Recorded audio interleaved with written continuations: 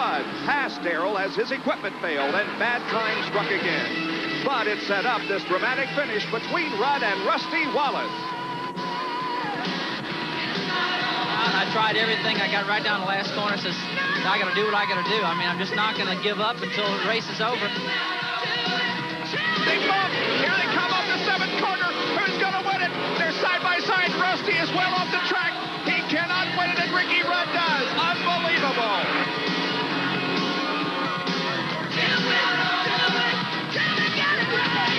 Today, the Winston Cup cars move from Watkins Glen to the Irish Hills of Michigan International Speedway, where crowds have gathered to witness the most competitive points battle in history, and a milestone for stock car racing's king.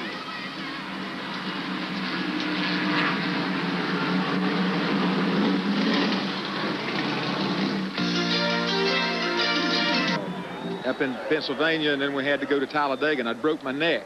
And that was the only time I considered not running in the car. But it didn't take me long to change my mind and get back in the car. And I remember a couple of years ago, we spent an hour taping that right shoulder dislocated at Daytona so you could get in the car at Richmond. We taped you to the skin. The skin probably hasn't grown back yet. Well, you done a good job anyway. It didn't hurt that much during the race. The only thing I hurt after the race when you took the tape off, but that was okay. And he still hasn't forgiven me since. In commemorating his 500 consecutive start, they have given Richard Petty this beautiful oil painting and a plaque.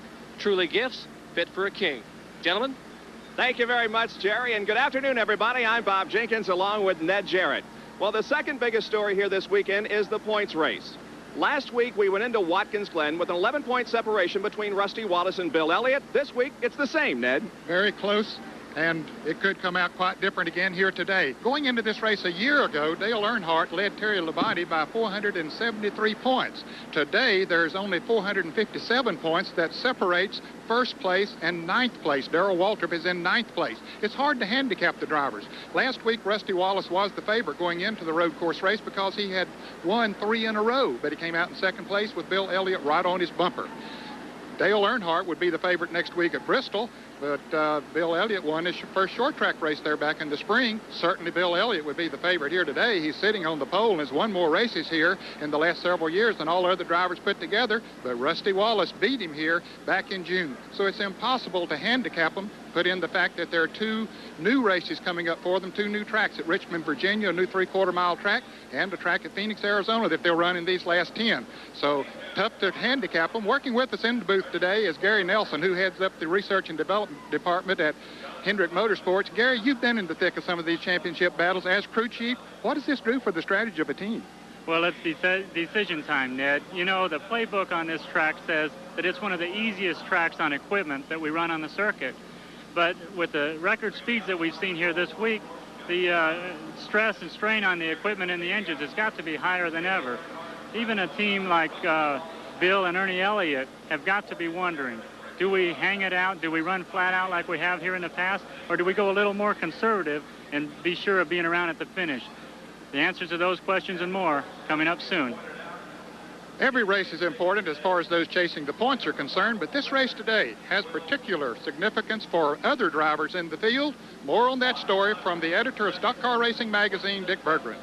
Oh, you're absolutely right, Ned. There are a number of drivers who are really going to try hard this afternoon. Not that they don't always try, but several former winners are looking for rides, including the driver of this car, Morgan Shepherd. He's joined by Donnie Allison, Kyle Petty, and Greg Sachs, former winners that are looking for a new seat in 1989. They're joined by Mike Alexander, who has 3 offers, and Joe Ruttman, all of whom are looking to do well this afternoon to impress car owners. Teams looking for drivers include the Wood brothers.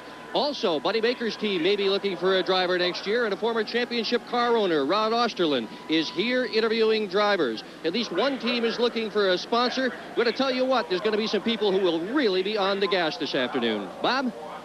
All right, thank you very much, Dick. So you can see the grid as the cars are lined up there, getting set for the command to start engines. There are 42 starters in this race, and it'll be 200 laps around this 2-mile tri-oval. It's not exactly an oval because the front area here in front of the main grandstand is actually a dog leg, but lots of good competition we have seen through the years. Now let's go to the pit area and the command to start engines. Operations for Champion Spark Plug. Gentlemen, start your engines.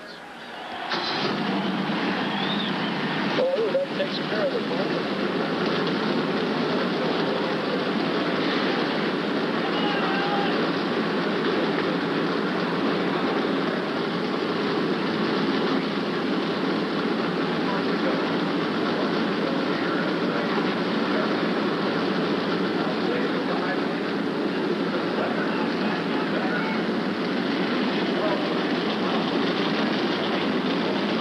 It's a super speedway, but they do not have the restrictor plates on. They've got full engines for this 400 miles of competition at Michigan International Speedway. The drivers are set. In just a moment, we'll be back with more live coverage here at Michigan International Speedway. Goodyear Blimp America from Houston, Texas, with pilot Don McDuff at the controls. And here is a look at the racetrack. It's a 2-mile D-shaped oval. The turns are banked at 18 degrees. It was resurfaced just 2 years ago. We'll go 200 laps this afternoon, and they should get between 45 and 50 laps out of a tank full of fuel. In pit central this afternoon with observations throughout the race, Larry Newberg. Bob, in this season of NASCAR parity, 12 different winners, we've seen a lot of people come from further back than 20th to win a race. Now, last week at Watkins Glen, it wasn't 20th, it was 7th, but it too was a record. You see, no previous Glen winner had ever started further back than 3rd. Now, here at MIS, if you haven't started in the top 10 in the history of Winston Cup racing here, you've never won a race. And the most popular starting slot for a winner is on the pole. Bodes pretty well for today's pole setter, right? Not necessarily. You see, this season, only once all year long has the pole setter gone on to win the race. Bob, who's in the hot seat today? Well, certainly Bill Elliott, although he is on the pole, he has a terrific record here at Michigan International Speedway, and he has to be the favorite going in. He'll start from pole position in the Coors Ford. He broke the track record, qualifying at 174.940 miles an hour. On the outside of the front row will be Jeff Bodine in the number 5 Levi Garrett Chevrolet at 173.381. Row number 2, it's Ken Schrader in the number 25 Folger Chevrolet. Outside of that second row, Davey Allison from Hueytown, Alabama, the number 28 Haviland Ford. In row number 3, it's Dale Earnhardt from Mooresville, North Carolina in the GM Goodrich Chevrolet car number 3, and Brett Bodine in the Crisco Ford car number 15. Going to row number 4, the most recent winner here at Michigan, Rusty Wallace from St. Louis in the number 27 Kodiak Pontiac, and Alan Kowicki from Greenfield, Wisconsin, the number 7 Xerox Ford. Morgan Shepherd starts inside of row number 5 of the number 88 Red Baron Frozen Pizza Oldsmobile, and Ricky Rudd, last week's winner from Chesapeake, Virginia in the Quaker State Buick car 26. The 6th row has Dale Jarrett in the Portaloo Bud Light Buick and Mike Alexander in the Miller High Life Buick. Going to row number 7 is Phil Parsons in car number 55 and Sterling Marlin in 44. In the 8th row will be Darrell Waltrip in car number 73 and Lake Speed in number 83. The 9th row consists of number 68, Derek Cope, and 71, Dave Marcus. Row number 10, Neil Bonded in car number 75 and Terry Labonte in number 11. The 11th row, Benny Parsons in number 90 and Kyle Petty in 21. In row number 12, Rick Wilson in car number 4 and Richard Petty in 43. 13th row, Rodney Combs and Mark Martin. Row number 14, Harry Gant and Michael Waltrip. Eddie Bierschwale and Jimmy Mean start in row number 15. The 16th row, Greg Sachs and Mickey Gibbs. Dana Patton and Chad Little start in the 17th row. Row number 18, Cale Yarborough and Jim Sauter. Ken Bouchard and H.B. Bailey in row number 19. The 20th row consists of Bobby Hillen Jr. and Ernie Irvin. And the number 31 car of Donnie Allison and 98 Brad Knopfsinger start in row number 21. So there are your 42 starters. And there is one of our in-car cameras carried this afternoon by Cale Yarborough as he gets the belts tightened and set to go for 400 miles. And there is a look out the front end of the car, the Hardee's race cam providing the pictures for us this afternoon. And we also have a camera in Rick Wilson's car as he will pilot the Kodak Oldsmobile this afternoon. Rick Wilson will start from 23rd position, and he is right behind the 21st fastest qualifier, Benny Parsons. So the field warms up now and gets set to go. They should be getting the green next time around. Should be a fast race, Bob, I think, from the beginning. Even though some of these drivers have to be very, very careful to not get in trouble. But this is a wide racetrack. It allows for 2 and 3 abreast running, and they can do that very cleanly. Well, you know, guys, it looks like Bill Elliott is going to be a rabbit. I was talking to Ernie, and I was talking to the other people on his crew. If he can get a jump on the start, he's going to take off. If Jeff jumps him and Jeff takes off, then Ernie said that Bill might just lay back and fall in where he may. So it's going to be interesting the first few laps to see who gets the jump. Bill Elliott has won the last 3 consecutive Champion Spark Plug 400s, and he has won the last 6 out of 7 races here overall. So Bill Elliott certainly a favorite going in. As we indicated, he shattered the track record at 174.9 yesterday in qualifying. Field begins to pick up a little bit of momentum now. They're in turn number 3, being led on the 18-degree banking by the pace car. It should be ducking off the track and into the pit area here in just a couple of moments, and will be set to go for 400 miles. Two important factors here, Bob. One, of course, horsepower, is the case on most racetracks, but 2 miles the length of this racetrack. Horsepower is very important, but the handling characteristics of the car certainly come into play. Here we go. Bill Elliott and Jeff Bodine in row number 1. Behind them, Ken Schrader and Davey Allison. The crowd is on its feet, waving and cheering. The green is out, and we're underway in the champion Spark Plug 400.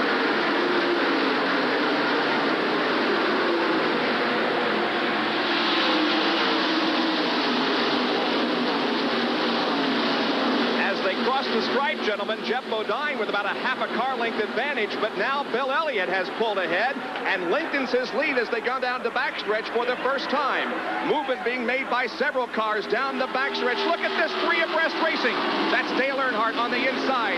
Ken Schrader in the middle as they file now into turns number 3 and 4. It'll be Bill Elliott coming off the 4th turn first, but look at the tremendous competition back there for 5th, 6th, 7th, 8th, and 9th. Elliott leads lap 1. It's Bodine second, then Davey Allison, Earnhardt, Schrader, Wallace, Brett Bodine, Morgan Shepherd, and Ricky Rudd. Well, Elliott shot off of that second turn like a cannon, but Jeff Bodine has picked up the draft now and has moved right on his back bumper, while others battle for position. Looks like the one with the problem right now may be Ken Schrader. He's fallen back quite a bit, and it looks like he may have got a little bit of a jump off turn 2 that time, but we'll have to watch. Ken Schrader has dropped back to 5th position as Earnhardt is now moved to 4th. There is the number 25 car driven by Ken Schrader, and right behind him is Rusty Wallace, the current points leader in Winston Cup competition. Bill Elliott turned that first lap at 41.84 seconds, and that was coming up the speed. Now, his qualifying speed in seconds was 41.15 seconds. So that first lap at 172 miles an hour compared with 174 his qualifying. There is Richard Petty right ahead of the Kodak car driven by Rick Wilson, and there is Phil Parsons right beside of Rick as they go down the backstretch. You can see Rick Wilson already has a crack in his windshield. Something must have flown up off the racetrack and cracked the windshield. Phil Parsons races right alongside of Rick Wilson, now headed to turn number 3.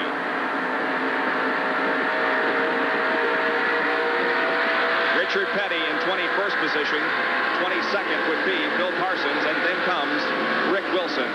Here they are into the tri-oval. That's Benny Parsons on the high side of the racetrack. Richard Petty right behind him, right below him rather. And then side by side is Rick Wilson in the yellow number 4 and the 55 car driven by Phil Parsons. Benny Parsons with a fairly impressive qualifying effort here this weekend. He's been struggling recently. However, he qualified 21st fastest. Now here is Davey Allison, who has moved into 2nd spot now and is really giving a challenge to Bill Elliott.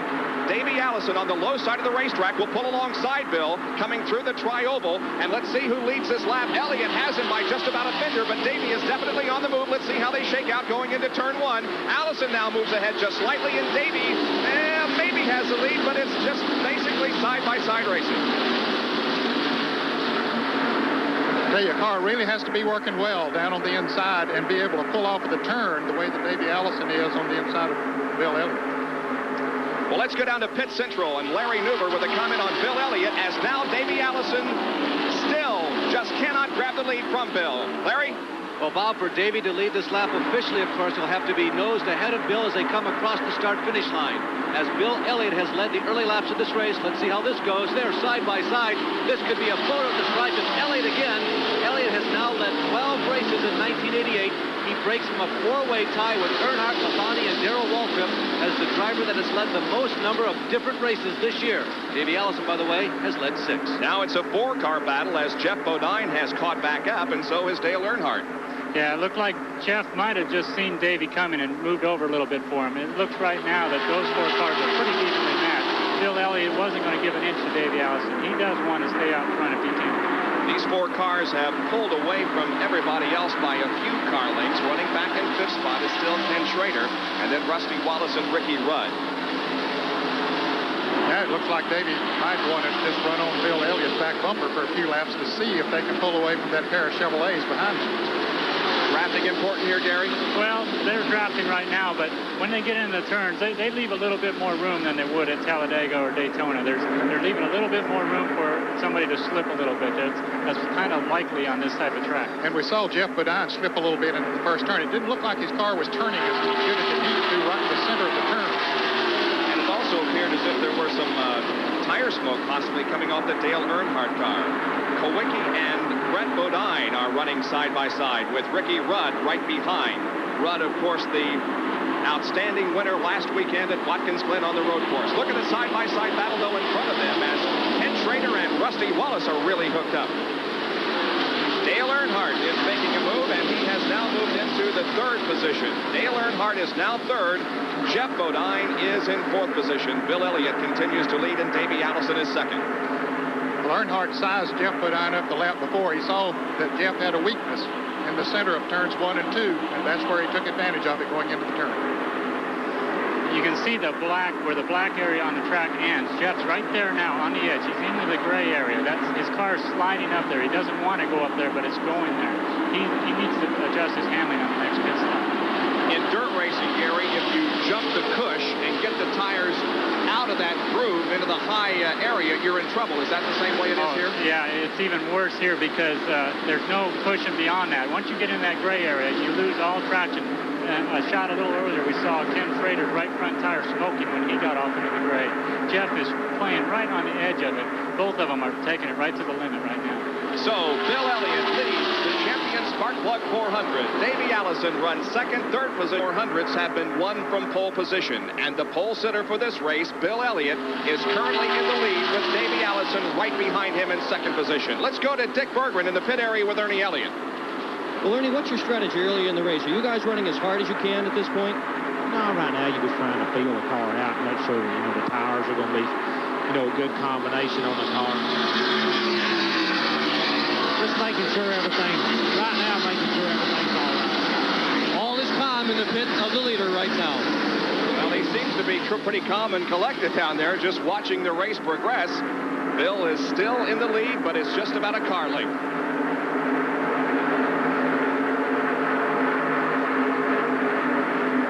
Anticipate the same type of tire phenomenon that we had last week at Watkins Glen, but as you see that tire smoke rolling out from underneath the lead cars, begin to think about it. Well, there's a couple of facts here.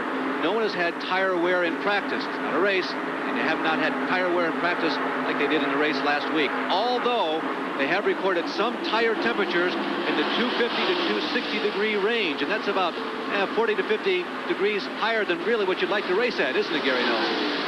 Well, you definitely want to keep your tire temperatures down to where the rubber can stay on the tire. If you overheat your tire, the rubber can come off, and we've seen that earlier this year at several different racetracks. I got a feeling, though, that the guys are taking it a little bit easy. They're a little spooked after all the tire problems we've had this year, so they're going to monitor the tires real close. Well, Gary, one driver that's not taking it easy is Richard Petty, who is started in 24th position. He now is up to 13th position, and he is just slicing off one car and then the other. He's right behind Morgan Shepherd there now in the Buddy Baker car, number 88. It's his 500th consecutive start in Winston Cup competition, and he's still looking for that 201st win. And perhaps this is the day. He's back, his head set in 13th position, but has passed several cars since the drop of the green flag. Boy, he's running. All of those cars in that group are running right to the edge. They're going to move that black area up higher and higher as the day goes on, and more cars will be able to run higher in the turn. That's Alan Kulwicki right ahead of Richard in car number 7, and the 88 car of Morgan Shepherd. Behind Richard Petty is Neil Bonnet in car number 75. There is Morgan Shepherd also drifting high on the racetrack in car number 88 in the substitute role again for Buddy Baker. Look at Richard go down to the inside. He and Alan Kulwicki almost touch. Coming through the tri-oval. And Richard Petty continues his march toward the front, running right alongside of Alan Kulwicki, now pulling ahead just slightly as they go into the corner. Richard has the spot, and he moves up to 12. His car is really working down on the inside. He can just drive by, as we have seen him go past several cars. Of course, when he gets on the straightaway and they start bursting that wide area of wind, that's slowing down a little bit, but look, when he goes into the corner, he just drives it on down in there. Indeed he does. He has the position now taken away from Alan Kulwicki. Here, meanwhile, is Davey Allison challenging Bill Elliott for the lead, and Davey Allison has the lead. As they cross the stripe, he was about a half a car length ahead of Bill Elliott. So that will count as an official lead change, but Bill Elliott stands on the gas, and as they go into the corner, he has the lead back, at least momentarily. What do you think about Ernie Elliott's comments about, well, we're just kind of feeling the car out right now, see where it is? How'd you like to play poker with Ernie Elliott? Average speed of the race so far, 169.81 miles an hour. We're 15 laps into the go and no cautions to this point. We might mention, we were talking about the tire situation. Both companies are here, Hoosier and Goodyear both, unlike last weekend when Hoosier failed the hoop test and had to withdraw. Now Hoosier and Goodyear both in full force here this weekend. But I think there was only one car that started on Hoosiers here today, and that was Derek Cope. Of course, they had to start the race on the tires they qualified, and Derek Cope did qualify on the Hoosier tires. Let's go down to the pit area quickly. We heard from Ernie Elliott a minute ago. He's the crew chief for Bill Elliott. This is Tony Price, the crew chief for Davey Allison. And Tony, is Davey trying to test Bill a little bit, or is he just going to try to push him a little bit early on? No, we don't plan on pushing anyone early on or our race car. We talked early before the race, and we decided to run the race car at a pace that the race car was comfortable at running. And then wait till the end of the race and then really push the car. But right now, if the car was comfortable, we were just going to run it. If we can run out front, well, we'll do that. A couple of shrewd poker players out here, Tony Price and Ernie Elliott. Neither one of their drivers are pushing the car, supposedly. A couple of Fords are out front. Elliott in number 9 and Davey Allison in number 28. There's a good shot of Davey, and we know that his father, Bobby Allison, is watching our telecast this afternoon. And once again, we say hello, Bobby, and again, wish you a speedy recovery. We hope to see you before the season's over. Here's Davey bidding again for the lead as they come off the fourth turn onto the tri-oval. This seems to be the place where Davey can gain the momentum. He is strong coming off of the turn. He gets a good jump as they come off of the turn. His car's working well down on the inside, and so that gives him momentum down the straightaway. But Elliott drives a little bit deeper into turn 1, and that gives him the advantage again. But here comes Davey again down on the inside as they head off of the turn. Dale Earnhardt continues to run in third position as we keep a close eye on this battle up front. Rusty Wallace is fourth, Jeff Bodine fifth, then Ken Schrader, Ricky Rudd, Sterling Marlin, Brett Bodine, Lake Speed. Then comes Morgan Shepherd, Richard Petty, Alan Kulwicki, Neil Bonnet, Mike Alexander, Terry Labonte, Kyle Petty, and Dale Jarrett. Jeff Bodine, who started on the outside pole, he has sort of slipped back in the field, Bob. He now is, Richard Petty has moved ahead up, and he's dropping to the 13th position now as he goes into turn 1. So his car, as we saw earlier, is simply not working in the turns.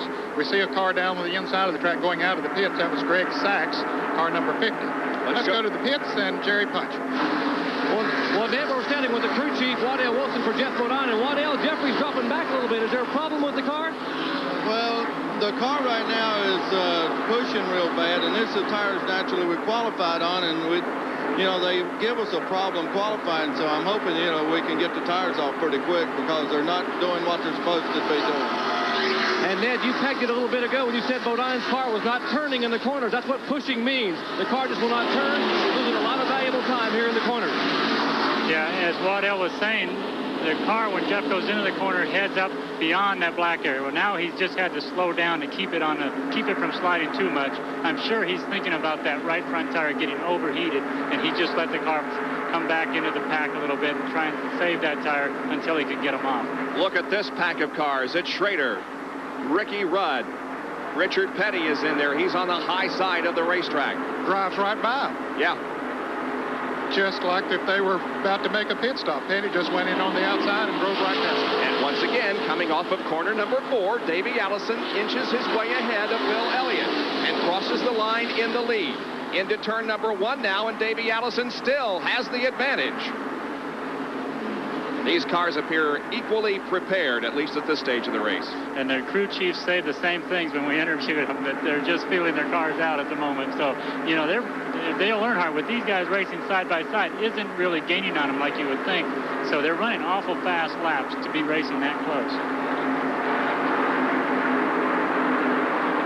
From overhead, there is a view of the first three, and there's a separation between Davey Allison in second and Dale Earnhardt, who is certainly well within striking distance, but at the moment not making a bid for the lead. We're live at Michigan International Speedway for the Champion Spark Plug 400. Power, more speed. If it has a motor. 24 laps are completed of 200 in the Champion Spark Plug 400. We're glad you could be with us on this beautiful Sunday afternoon here in the Irish Hills of southern Michigan. Bill Elliott and Davey Allison have been swapping the lead for the last several laps, and Bill Elliott now has the advantage as we go to pit central. Well, Bob, you know, those of you up top were mentioning that only one car had began this race on Hoosier tires. Well, I counted 13 teams that had Hoosiers mounted and lying on the ground in the pit, so at least 13 teams are ready to make the switch if they have to. There were a couple of teams that also had stacks that were covered with canvas. Could those have been Hoosiers? Among the teams that are ready to go to Hoosiers if they have to, nobody expects to, are the two leaders, Bill Elliott and Davey Allison. And Dick Bergen is standing by with some more details on the tire situation, this time from the Goodyear side. Well, Larry, one of the things that makes this race especially interesting is that Goodyear did change the tire on the left side since the teams were here last. In fact, a number of teams came here and tested, and the tire was changed after that. So a lot of teams in the garage area are really scratching, trying to figure out what they should have done to set up for this race, and some of them got caught short. One of the teams that tested was Ernie Elliott. He said, gee, maybe testing isn't even worth it anymore. They're changing tires so fast. Another fellow that was here testing was our own Gary Nelson. And Gary, I'm kind of wondering what you found out when you came here. Well, you know, Dick, we tested for Goodyear up here with my little research and development car. Dave Marcus was the driver. We tested the tires before the June race here at Michigan, and the Goodyear were the strongest tires, and they won the race. And after that race, they thought they could have improved the left side tire. So we came back and we tried a lot of different left side tires. So this is really the same right side tire that they raced here in June with a little bit softer left side tire. So they're going to watch the wear very closely, and if the wear is good, I think everybody will stay on Goodyear. From inside the Kodak Oldsmobile, driven by Rick Wilson, we see Michael Waltrip right ahead in the Country Time machine, and Benny Parsons is on the high side of the racetrack, once again pulling alongside of Rick Wilson. That is the number 12 Miller-sponsored car, driven by Mike Alexander ahead of Benny. And there is Benny on the high side of Rick Wilson. A spider web type crack in the windshield there. Usually that type of a crack doesn't get too bad on a track with speeds at in the 170 mile an hour range that they're running. But you need to keep your eye on that. If it starts to feather out, you need to change the windshield. Some terrific dicing going on here. Alexander now is on the low side of Rick Wilson. Unable to see him as he's to the left of Rick. We can very clearly see Benny Parsons, who's up high on the racetrack, now moves the car down into the middle of the racetrack. And there is Darrell Waltrip on the inside. I've seen him make that move 3 or 4 times today, Bob, and coming up on a couple of other cars, gets down to the inside, picks up your draft, and moves right past him. Of course, sometimes it passes him back as he goes into the first turn. And still that tremendous battle for the lead continues with Davey Allison and Bill Elliott racing side by side with each other. First one will have the lead and then the other. And there is Dale Earnhardt sitting back in third. He's gradually catching it. He's picking up just a little bit on them, and certainly every time they get side by side, that gives him a little bit more advantage and opens the air up a little bit. He's close enough now that he can pick up the draft of those two cars. So I think we're going to see him move in there a little bit closer in the next few laps. Well, you know Dale Earnhardt sitting there in third, and Rusty Wallace, who is the next car, a little ways back and forth, all want to lead a lap. Bill Elliott led his lap today for the 5 extra points.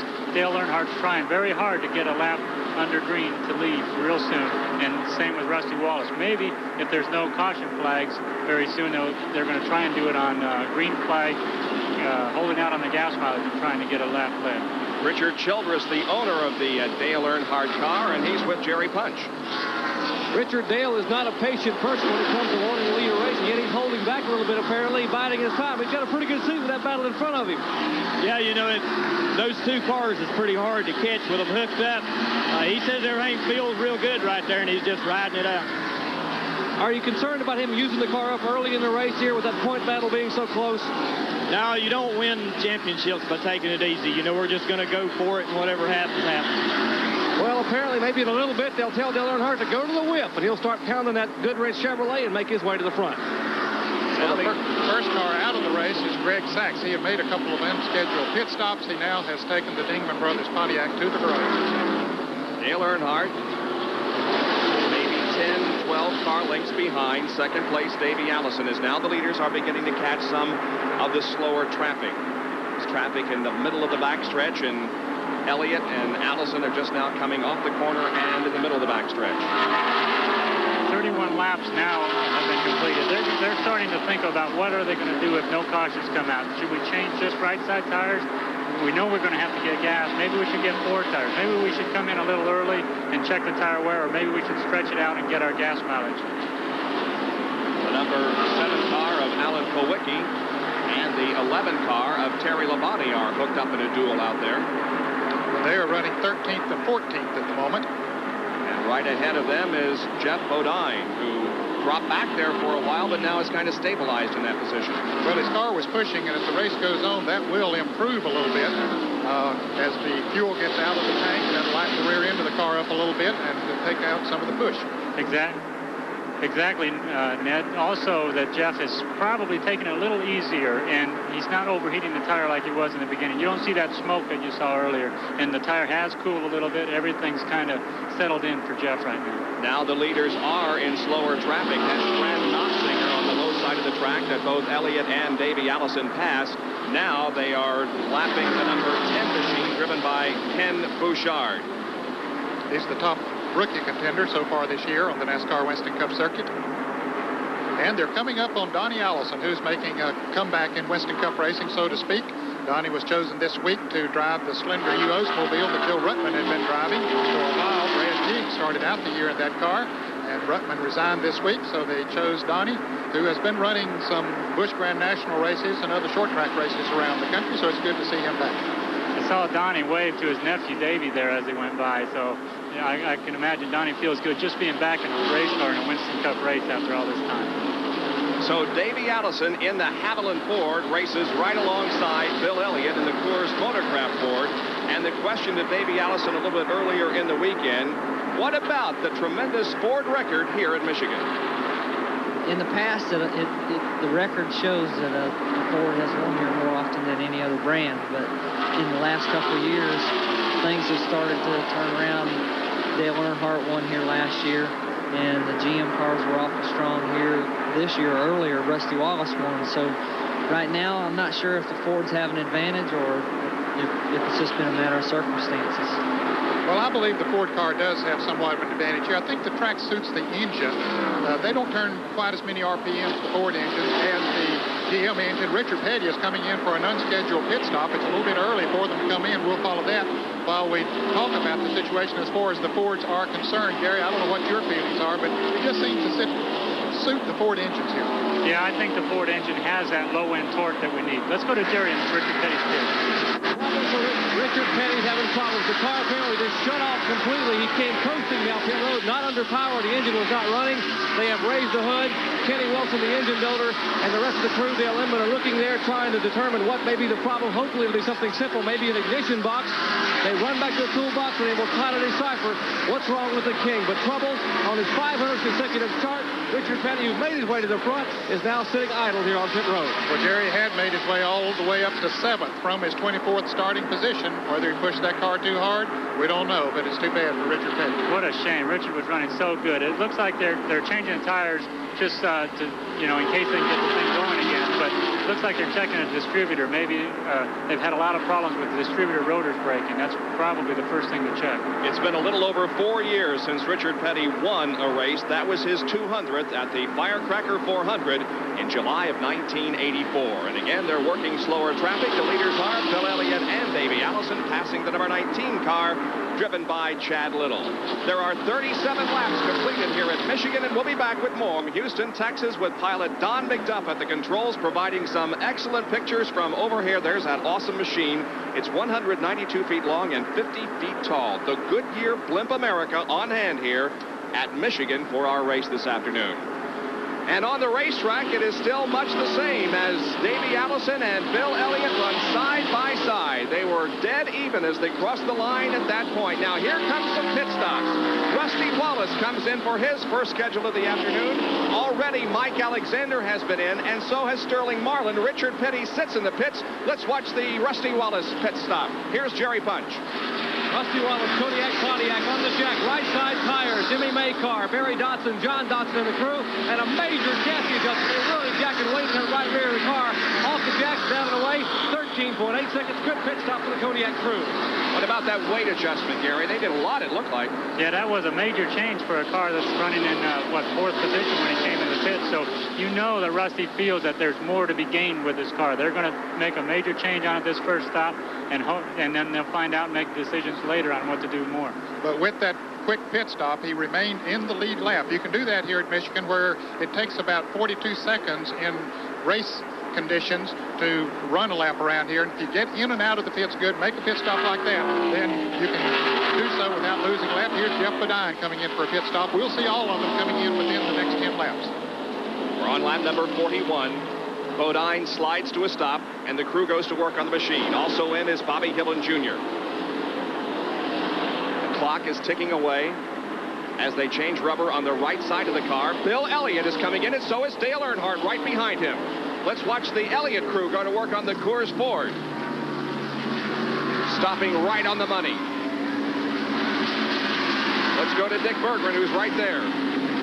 Bob, they're going to do the same thing everybody else has done up and down pit road so far, and that is a two-tire change. Oh no, they're going to change 4 tires on Elliott's car under the green. They are going to change the left side tires, which everybody else has just done too. Earnhardt is up pit road. Elliott left side up in the air, and there goes Elliott with a 4-tire change.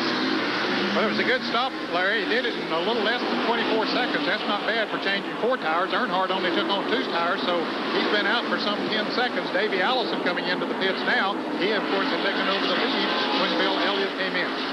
Here is Davey in the Hamilton Ford.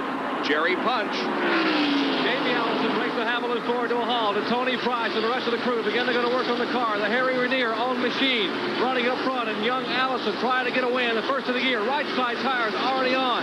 As Robert Yates, the team engine builder, handles the jack. They're getting ready to get it completely full of gas. Now down from the jack, Allison fires away, 15.3 seconds.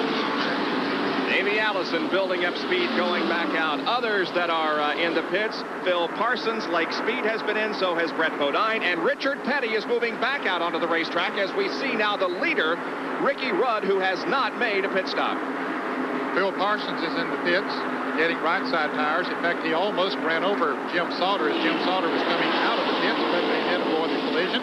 Ronnie Allison coming down pit road, so is Eddie Beerswald. Here comes another big bunch of cars, including Michael Waltrip, Benny Parsons, Kyle Petty, and Rick Wilson. But Ricky Rudd is going to need a pit stop here in just a few laps, maybe this time around. Well, it was interesting to see Bill Elliott change 4 tires under green. That's a conservative move on the Elliott's part, but they might be setting themselves up for a later run with better tires. Look at Kyle Petty. He got in the pits in an awful hurry. That car is not in the exact direction that he wants it to, but he gets out of the pits okay. There was no one pitted ahead of him, and so Kyle moves back out onto the racetrack ahead of Rick Wilson and Eddie Beerswale and others as the first series of pit stops now are being made. Let's replay what happened to Kyle Petty from the in-car of Rick Wilson.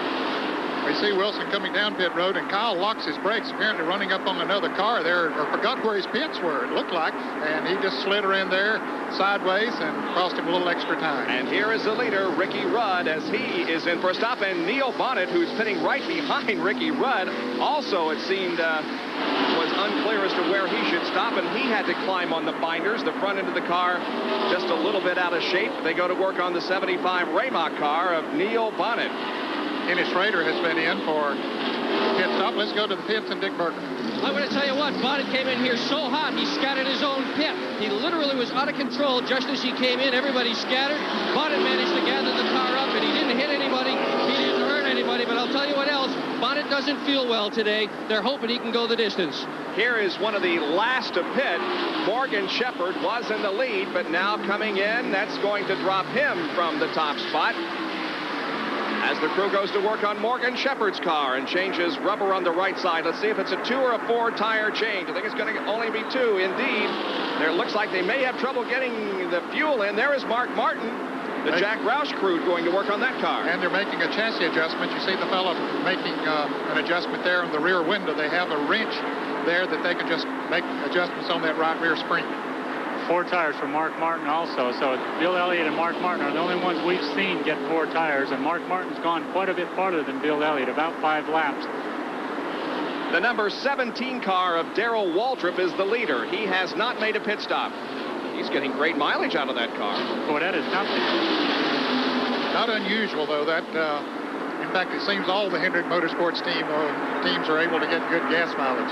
Okay, Gary, tell us the secret. Well, Darrell Waltrip definitely is holding out longer so he can get that 5-lap bonus, lead that lap, and also hoping for a caution period. He was a little bit back in the field. When he makes his pit stop for 2 tires, he would end up a lap down if he's not careful. Well, he's coming into the pits right now as he dips down on the inside of the racetrack. Dale Earnhardt and Dale Jarrett go by him, and Waltrip comes down for his pit stop.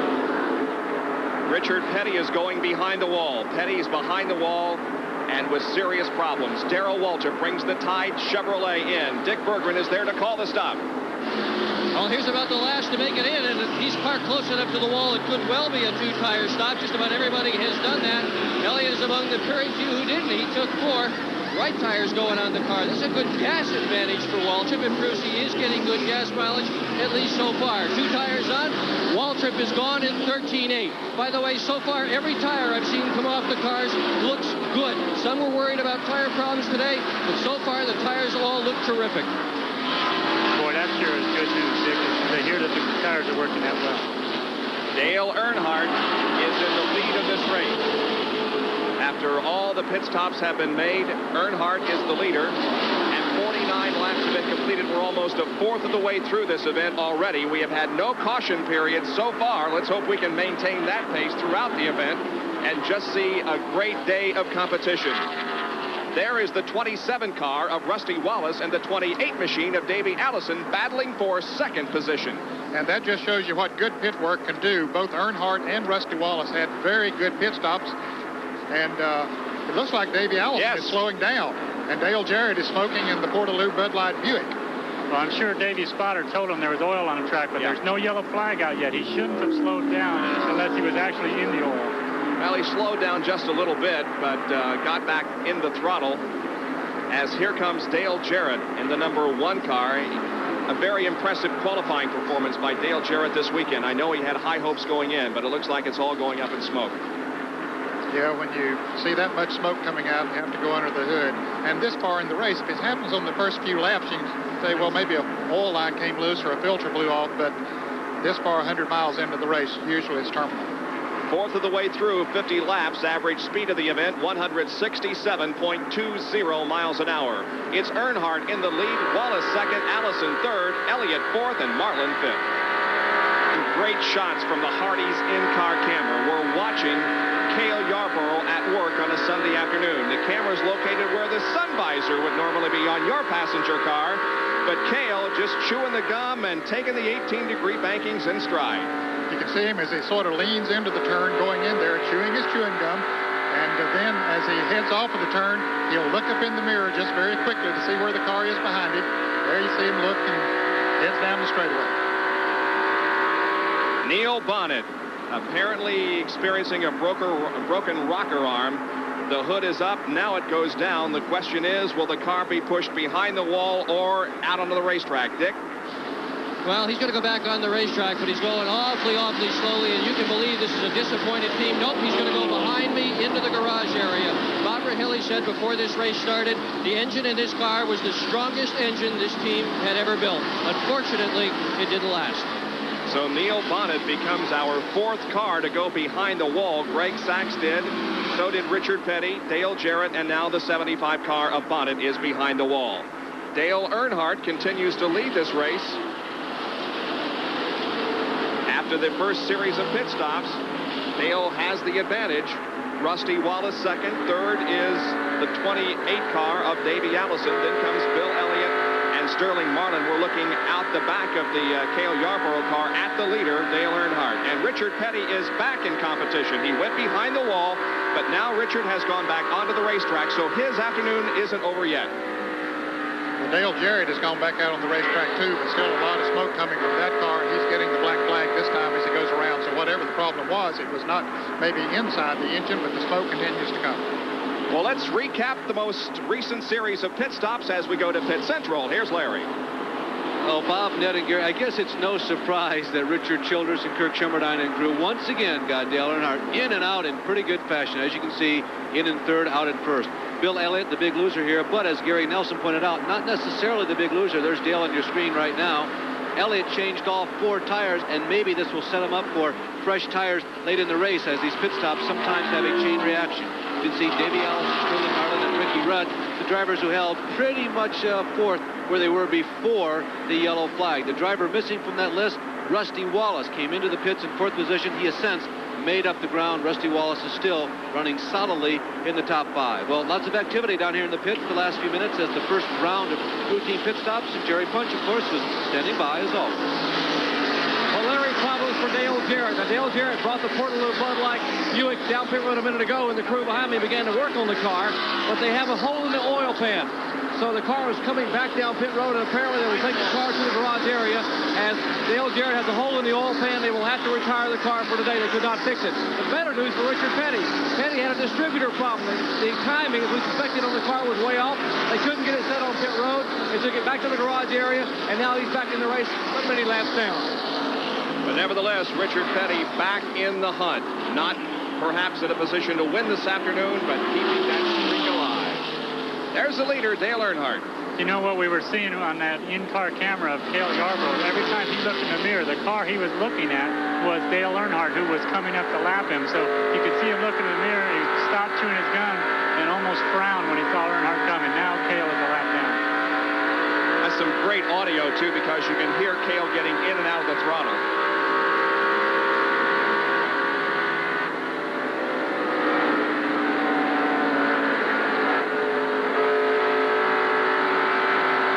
Good stuff. You can hear exactly when he is on and off the throttle. It's almost quiet when he's on. Yeah, when he gets to the turn like that, he lets all the way off the throttle. In qualifying, a lot of the guys were just breathing the throttle maybe halfway off. Now, Ed, we talked about this earlier before the program began. Indy cars run here flat out. I mean, they put the pedal to the metal and go. The Winston Cup stock cars actually get off the throttle for a while. Do they have to do that, or is it just better for them? Well, they can set the car up so they can go around wide open all the way around the track. But most of the time, it's not good, excepting in qualifying when they set them up a little bit looser, and they, as Gary said, do run pretty well full throttle in qualifying. But in the race, when they tighten the back end of the car up a little bit so they can run in traffic, then they need to decelerate a little bit going into turn, because if you run it in there wide open, you bind the chassis of the car up, which reduces the RPM of the engine, and then that hurts you coming off the turn. So you're much better off to back off a little bit going into the turn. The car will run freer for you. The number 31 car of Donnie Allison is going slowly down the backstretch. This is the car that Joe Ruttman has driven recently. Brad Teague, of course, has also been behind the wheel. But now Donnie Allison has this ride for the Michigan Champion Spark Plug 400, and the car is very slow on the apron in turn number 3. Meanwhile, the lead continues to be held by Dale Earnhardt as he is in turn number 4. Coming through the tri-oval once again, and that's the number 19 car driven by Chad Little right ahead of him. Well, Dale Earnhardt is really moving. He's pulled out a pretty big lead for this early in the race. Chad Little, who he just went around, of course, is from Spokane, Washington. He has a law degree, just finished law school back in the spring.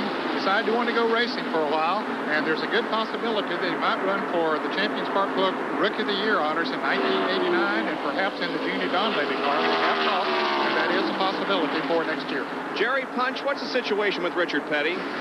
Well, Kenny Wilson is the engine builder for the STP Pontiac. And Kenny, what exactly was the problem with the car, and is it fixed?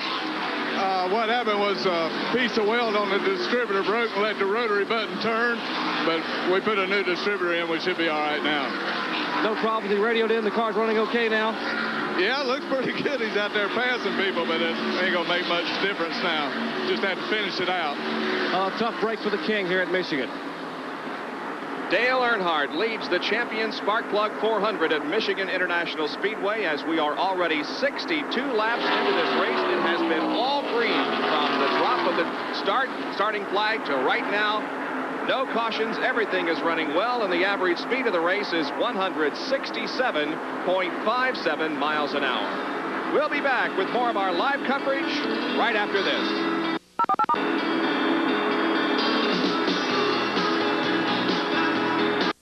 Thousands on hand as far as spectators are concerned. We have a cast of thousands in the announcing capacity here this afternoon. I'm Bob Jenkins. Ned Jarrett and Gary Nelson are with me here in the booth.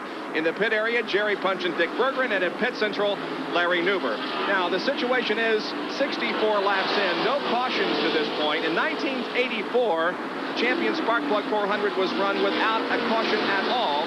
And that's the race record that they'll be shooting for. Darrell Waltrip holds it at 153.868 miles an hour. Let's give you the top 10 at this point. The leader is Dale Earnhardt. Davey Allison is running second, then Rusty Wallace.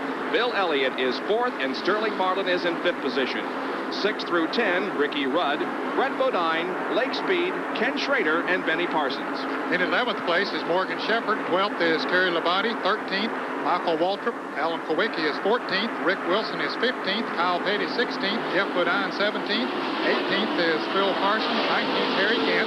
Darrell Waltrip runs 20th, and Bobby Hillen runs 21st. 21 cars are in the lead lap, but Dale Earnhardt is coming up on Bobby Hillen and Darrell Waltrip. Not too far behind them. They're going to go a lap down before too long.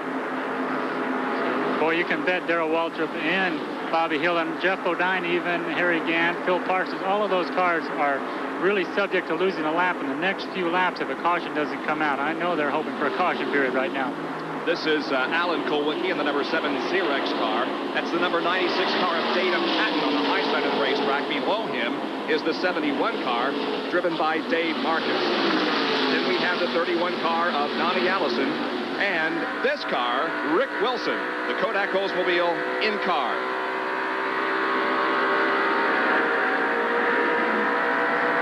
It appears that look at him motioning to Dana Patton, who's right ahead of him. Get over. Let me by.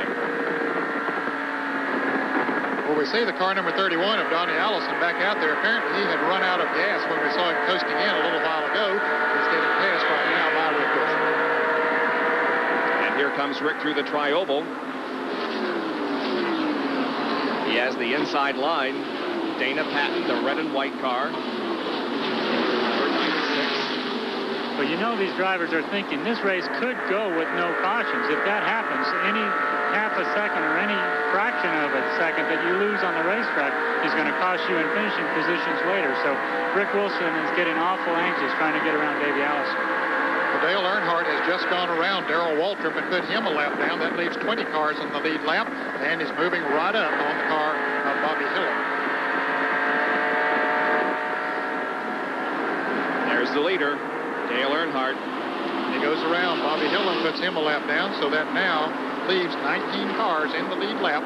Harry Gant is the next car that would be on the lead lap. He's about 3 seconds ahead.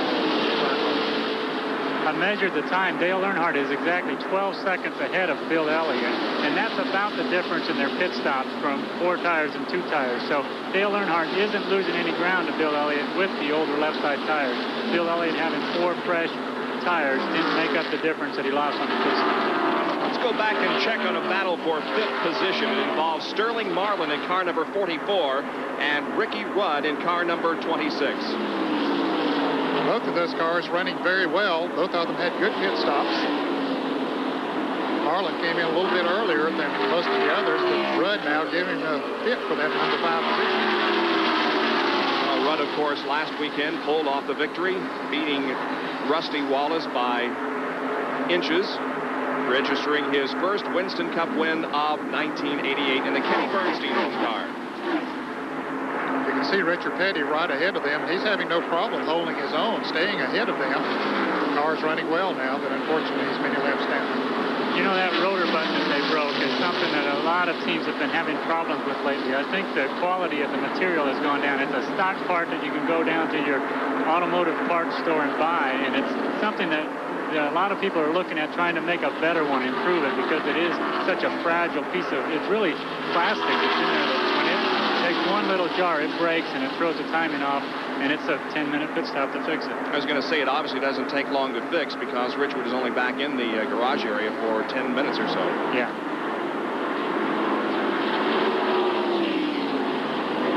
Sterling Marlin in the blue and white Piedmont Oldsmobile, and Ricky Rudd, 5th and 6th. The leader is in traffic meanwhile. The leader is Dale Earnhardt. There he is, putting another lap on Ernie Irvin, so this car doesn't count as far as number of cars on the lead lap. Ernie now goes 2 laps down, and Harry Gant will be the next one to go.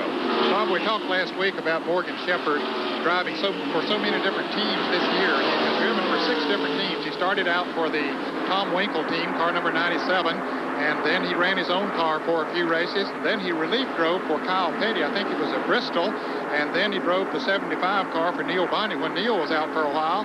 And then also he drove the 33 car when Harry Gant was out, and now in the car number 88 of Buddy Baker, who is sick, and he has led a lap here today, and is the 5th different car owner that he has led in this year. And for more on that, let's go to Jerry Punch and his pit. Well, Ned, let's give an update on Buddy Baker first. Buddy is sitting back at home, and the Red Baron Pizza crew, Buddy, are working their tails off here. And as you know, your driver, Morgan Shepherd, has already led a lap. I spoke to Buddy earlier this morning. He is out of the hospital. He is home. He came home yesterday. He will be away from racing for at least a week or 2 more, and he will probably not drive for the remainder of the year. They will put Morgan Shepherd in the car for all but 5 races. Morgan already has a deal announced with the Heinz Ketchup people to run his own car for 5 events. The big question was, who would Buddy Baker and Joey Knuckles and this crew put in the Red Baron Pizza car next week at Bristol? They have an announcement to make. And Joey, who's the lucky young driver you're going to put in the car at Bristol? Well, it's a good friend of ours, and a lot of people in this division, as far as driver-wise, would really like to see him getting a real good car like our Red Baron Oldsmobile. That driver's name's Rick Mast.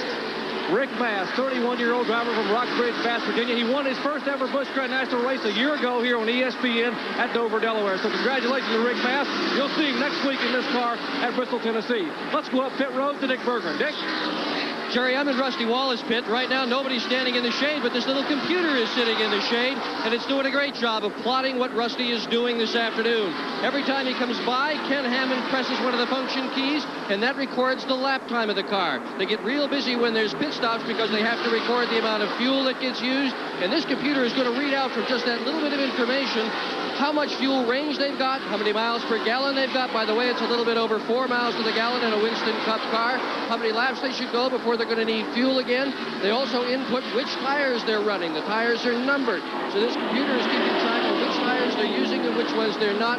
Boy, it's gone a long ways from paper and pencil, hasn't it? Well, Dick, it's amazing what computers are doing for stock car racing. You know, NASCAR won't allow any computers on board on the race cars, but in the pits they're starting to show up more and more often. I have some personal experience with that particular computer that they're using in the Rusty Wallace pit, and it's amazing what it does. It can time several different cars. It checks the caution flag lap mileage. It checks the green flag lap mileage. They do their tire stagger. They jet their engines by it. It's just amazing how smart the computers really are and what an aid they are to racing. Well, Dale Earnhardt finds himself in some heavy traffic as he moves around. Harry Gant puts a lap on him. That's Kyle Petty in the Citgo Ford right in front of him. And then Jeff Bodine is not too far up there. And Phil Parsons is not too far away. So Earnhardt putting a lot of cars a lap down. Now they're only 18 in the lead lap. Dale Earnhardt leads the champion Spark Plug 400 from Michigan International live on ESPN. We'll be right back. For more than 20 years, the Goodyear Blimp has been providing aerial views for television, and they are here with us this afternoon at Michigan International for some great aerial shots. Well, when you get done watching this race, we'll give you a couple of hours. You can go out and cook your hamburgers on the barbecue. Then we expect you back at 8 o'clock tonight here on ESPN as we'll have live preseason action. The Minnesota Vikings against the Phoenix Cardinals. 8 o'clock tonight here on ESPN. Rusty Wallace is coming in for his pit stop, his second pit stop. Dick Berggren is there to call it. Well, Bobby's in earlier than any of the other teams for a second pit stop, and the reason is they wanted to take a look at the tires. Just up pit road, Mark Martin had blistered a left front, and they wanted to see what the left side tires look like on Rusty Wallace's car. So far, everything looks just fine, but that's the reason for the early pit stop. Just precautionary. Left side tires at 12.8 seconds, and he's gone. Well, that good pit stop might keep him in the lead lap, Dick. As Dale Earnhardt comes off of turn 4, Wallace getting his speed up as he heads back out on the track. It's going to be close, but he might be able to stay in the lead lap. Well, there's really no big deal because he made the pit stop early. The only thing it does is put him off sequence. Now, can that play a factor in the outcome? Well, when the tires drop off, I haven't seen that here yet at Michigan, but in a lot of races, if your tires are getting slower and slower as you run along, if you can stop early and get fresh tires, you might run maybe a quarter of a second per lap quicker than your competition. Even though you may have equal pit stops, you'll come out that much ahead of the guy you were running with. Rusty Wallace's team, I think, is looking at that also to see if they can run these next few laps a little bit quicker than Earnhardt. Well, we see Dale Earnhardt there coming up on Phil Parsons. He's already put Jeff Bodine a lap down, now trying to put Phil Parsons a lap down. There are 16 cars in the lead lap at the moment. Dave Marcus is in for a pit stop. Dave had a good qualifying run here in his Loudboy Chevrolet, but he said the engine that he qualified on that ran awfully well for him went sour on him yesterday afternoon in practice. He had to put another engine in it. In fact, it was an engine that he ran 400 miles at Daytona back on July 2nd. He said, I just hope she'll last. Well, these pit stops that are off sequence are for tires, not necessarily because of fuel consumption. Right, Larry? Yeah, Bob, that's right. You know, Gary was talking about the computer that they use to determine fuel consumption. We put our own computer to work down here, our brains. You're looking at the gas station here. After every round of pit stops, all the crews come back here and fill up their fuel cans that they've used to dump into the race car. Now, that might give you an indication of what the fuel mileage is. Depending on how much fuel they put in their cans, you can tell how much they use, therefore, in the car.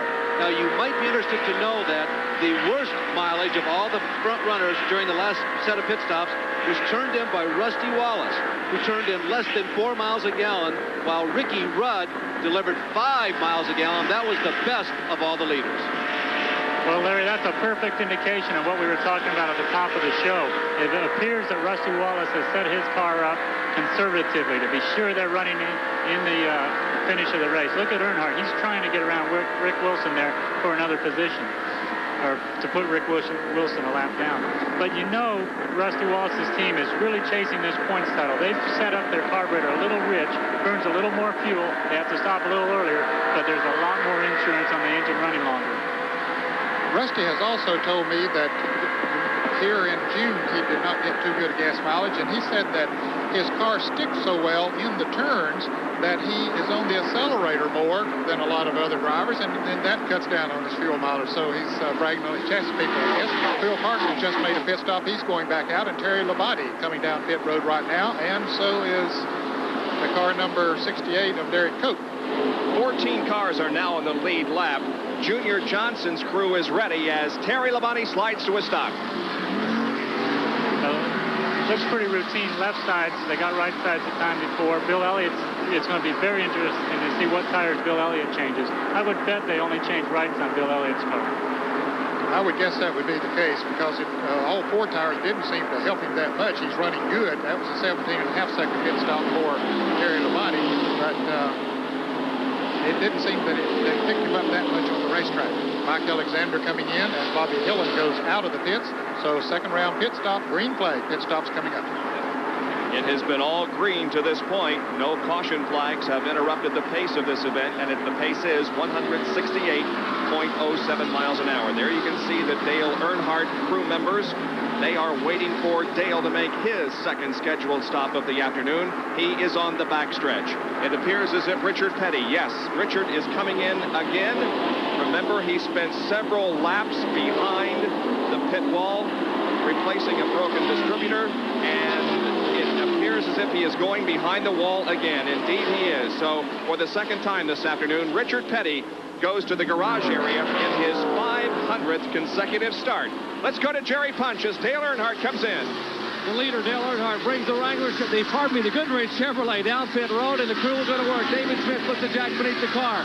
Kurt Shelburne, the crew chief, has the right front tire already off. So they've already changed right side tires on their one previous pit stop. That was 42 laps to go. Davey Allison is also in Allison's crew getting left side tires on the Hamilton Ford. And now the Goodrich car will get left side tires as well. Davey Allison on the bottom of the screen, the Earnhardt car on the top of the screen. Allison's car down the way with only 2 left side tires. Earnhardt's car now down the way with 4 fresh tires.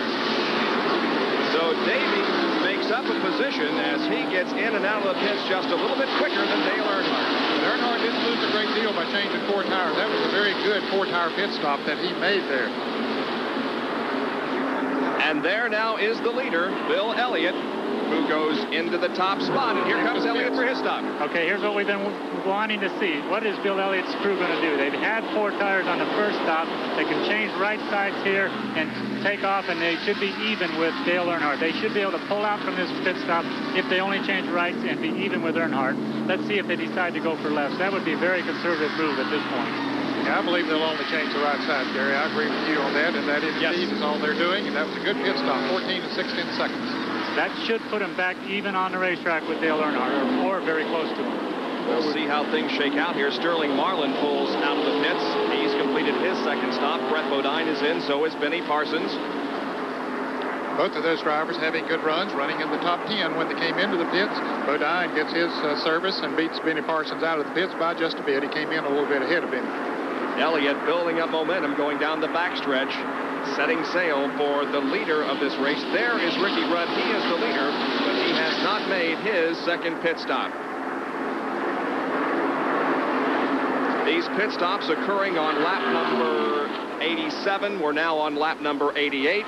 So Rudd will go beyond lap 88 before he comes in. Bill Elliott's going to be about 4 or 5 seconds behind Dale Earnhardt now that they've gotten their speed up. And speaking of speed, Lake Speed has just made his pit stop. Left side tires. Kyle Petty's in the pits. Here comes Mark Martin. And here comes Ricky Rudd. Rudd slowing down, diving low on the 4th turn banking and entering the pit area. As the Larry McReynolds-led team goes to work on his car, Kyle Petty pulling out right ahead of Ricky. And here's Rudd for his stop there on the left side. Let's go to Jerry. Well, 29-year-old Larry McReynolds and the Quaker State team of Kenny Bernstein changing left side tires on Ricky Rudd's car. And they look at the right side tires to make sure everything's okay, but it'll only be a left side tire change. The car down off the jacks, full of fuel. He's down and away. 13 and 2/10 seconds. Rudd out of the pits. And now, with 89 laps to go, just about everyone has made his second series of pit stops, and we'll be back right after this. International Speedway for the Champion Sparkplug 400 Winston Cup race. And at the moment, the scoreboard is showing the number 88 car of Morgan Shepherd in the lead and the 25 car of Ken Schrader in second, but neither has pitted. Oh, they'll be coming in before too long, but this is the second time today that Morgan Shepherd has led in Buddy Baker's Red Baron Pizza Oldsmobile. Having a good run here today. Cale Yarborough is in the pits in the Hardee's Oldsmobile, getting left side tires. Here's a big pack of cars that Dale Earnhardt is running in, including Terry Labonte and Rusty Wallace. When we do see Shepherd and Schrader come into the pits for their stop, I think we're going to see this group here as the front 4. Wallace, there's Earnhardt, Davey Allison, Terry Labonte, and the 12 car of Mike Alexander. Yeah, you're right. Rusty Wallace will be the leader. He will inherit the lead unless Earnhardt gets around him here, because he only changed 2 tires. You know, Davey Allison came in and took the lead away, or passed Dale Earnhardt in the pits, but now Earnhardt has gone back around Davey Allison and is setting his sights on Rusty Wallace. Car up high on the racetrack is Terry Labonte. He got the right side tires way up in the gray stuff. Really didn't lose much momentum, but it was kind of scary there for a while. Ken Schrader has come in, so the guy that was running in second position is in for some service. And let's go to Jerry Punch. Kenny Schrader brings the car that he won with at Talladega on pit road here at Michigan. They will change left side tires in the Folger Chevrolet. Pretty good pit stop down and away. 14 seconds flat for Kenny Schrader. Folger Chevrolet, member of the Rick Hendrick team, back out on the racetrack. We're nearing the halfway point of this 400-lap race. Morgan Shepherd now comes in. He was the leader. So now Morgan comes in and he relinquishes the lead and now goes to Rusty Wallace. watch the crew go to work on this car. They're on the left side of it also with a tire change. Cleaning the windshield and the grill. Now, that fellow that's cleaning the grill, he's back across the wall. They only allow so many people over the wall, which is 6, including the gas can, the catch man, they call him, that catches the overflow of gas. Good pit stop for Morgan Shepherd, and he goes back out. So he gets a lot of service in about 15 seconds. You know, we talked about Morgan Shepherd earlier running 5 races with his own Heinz 57 Buick. I think one of the real big questions when you talk about the silly season and what's going to happen for next year, Morgan is a real question mark, and perhaps when he makes his decision, we're going to see a lot of drivers make their decisions for next year. Yeah, he's a hot property. He's shown that he can drive for different teams. He can adjust very quickly. He knows a lot about a race car. That's one of his greatest assets, plus his ability to drive one, and that has gotten the attention of a lot of people. He has certainly come to the forefront, his name this year more than in the past. So there is Rusty Wallace. Right behind him is Dale Earnhardt, and right behind Earnhardt is Davey Allison, and that is first, second, and third. Of course, Earnhardt had a pretty good lead when he made his pit stop, but he took on 4 tires. The other 2 only took on 2 tires, so that put them right back together. As Gary Nelson pointed out earlier, that should put them together. Bill Elliott had made a 4-tire change on his first pit stop, but he didn't quite come out with them. Here's Earnhardt making a bid for the lead. Pontiac, Chevy, and Ford. Earnhart does make a bid for the lead, looking to the inside, but cannot make the pass, falling back into second spot. You can almost see Rusty Wallace pull away right there coming off the corner when he steps on the gas, but then Earnhardt seems to get it back as they get down the straightaways. The draft helps pull Dale Earnhardt up onto the back bumper of Rusty Wallace as they go into the corner, but he sure does have some acceleration coming off. There's one car that still has not pitted. We saw Darrell Waltrip get lapped a little while ago. Well, now he hasn't pitted, so he's back in the lead lap. As a matter of fact, he's running in the 6th position. Boy, would he like to have a caution flag right now so that he can make his pit stop under caution, but he's going to have to come in before too long. But 17 cars now in the lead lap. Incredible mileage that Darrell Waltrip did on that car. He's really had 2 good opportunities for caution to save him from being a lap down. Here is Darrell. You saw some tire smoke coming off of Earnhardt's car. Here is Waltrip. I don't think you really answered the question that I had for you last time Darrell stayed out so long. Is there a secret? Do you guys have a secret for getting good gas mileage? Well, in Darrell's position, at this point in the season, they can afford to stick their necks out a little more like than, say, a Rusty Wallace. They can go a lot leaner on the carburetor. They can turn the motor in such a way that it'll get better gas mileage, but they also have very good horsepower, so that means that they're not using it as hard. I think Darrell Waltrip's team is just more efficient overall. They're picking up all their fuel. They're confident that they can stay out there for the last drop and then come in. But we really haven't seen anybody go over 100 miles here today, and 100 miles on these cars is not unusual on a track of this sort. Now, I think the early pit stops that we have seen has not necessarily been because they were low in gas, but they wanted to check on the tire situation. Well, you're right, Ned. I think a lot of people were concerned with the tires. Now that they've kind of breathed a sigh of relief on the tires, I think they feel a lot better, and you might see some people stretch out their pit stop. In one more lap, we'll be at the halfway point while we watch Rusty Wallace, Earnhardt, and Davey Allison first, second, and third. We'll tell you that Bobby Hillin Jr. is behind the wall out of the race. We'll be right back. The Goodyear Blimp America, we see the action on the racetrack. Rusty Wallace in that number 27 white car is the leader, and behind him the battle for second involving Earnhardt in black and Davey Allison also in white. You know, we have in-car cameras, we have helmet cams, we have bumper cams. The Goodyear Blimp utilizes the GyroCam 360. It's a gyro-stabilized camera platform developed specifically for use on the Goodyear Blimp, and what tremendous shots it does bring us, as does these in-car cameras that we have this afternoon in Cale Yarborough's car and in Rick Wilson's, as we look out the back glass as we watch the battle for second position. That is Dale Earnhardt and Davey Allison running side by side. Rusty Wallace, of course, still the leader. And now, Bob, all 3 of the point leaders have led at least 1 lap today since Rusty Wallace. This is the first time he's led the race today. But for the fans that might be new to Winston Cup racing, each time a driver leads a Winston Cup race, they get a 5-point, not each time, but during a race, if they lead at least 1 lap, they get a 5-point bonus. So each of the drivers, Bill Elliott, Rusty Wallace, and Dale Earnhardt, who are in the thick of the battle for the Winston Cup Championship, have all gotten that 5-point bonus today. And, of course, the driver who leads the most laps gets another 5 points. Let's go to Jerry Punch, who's with Bobby Hillin Jr.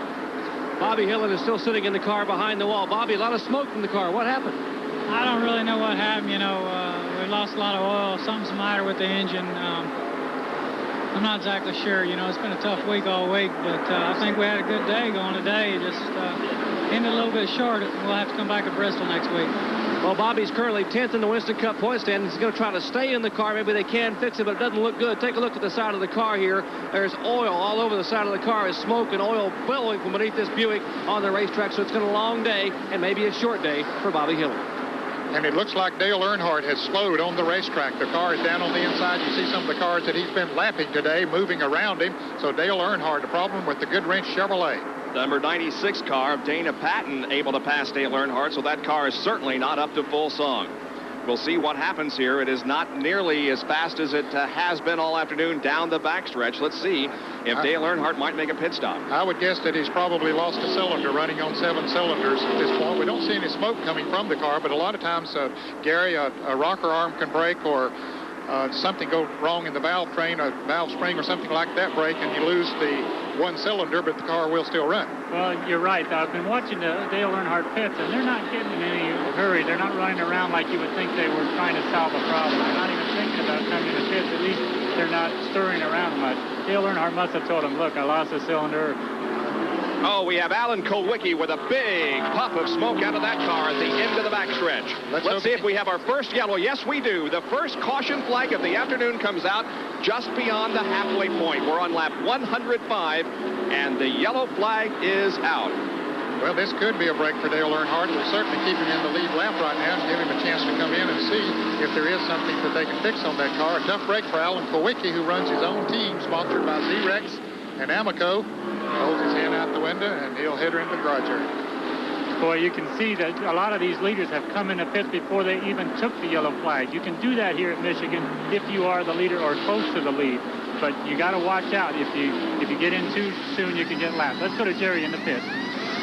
Well, Dale Earnhardt not really smiling right now as the crew servicing his Goodwrench Chevrolet. They will come around and put 4 tires, but it may all be for naught as Earnhardt has apparently lost a cylinder. They were told a minute ago he lost a valve. Bill Elliott is also on pit road getting tire changes on the Coors Ford. Well, Elliott is in. Right side tires on Bill Elliott's car, and 4 tires on the Goodwrench Chevrolet for Dale Earnhardt. He is down and away.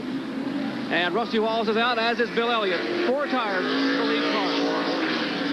And the Kulwicki car, still a lot of smoke coming from it. That was a real hand grenade as it came down the backstretch. Dick Bergman is right there fighting the smoke coming from that car.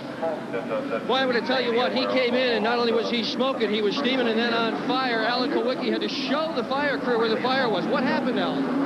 Well, the engine just blew up, and it started on fire. Obviously, Kulwicki very disappointed here this afternoon. Wanted to do well at Michigan. Not today. Another one of those guys in a real question mark for 1989. Where will he go? Will he stay with the same team, or will he go somewhere else? Out on the track, several cars stay there. However, a lot of them are also in the pit area. Let's go to Larry Newber at Pit Central. Well, Bob, we've just passed the 100-point mark in this lap, and we're going to bring you now our Napa mid-race recap. At that point, at lap 100, Rusty Wallace was the leader. As you can see, he had only led 6 of the 100 laps, but that's just enough. You only need 1 to get those 5 bonus points.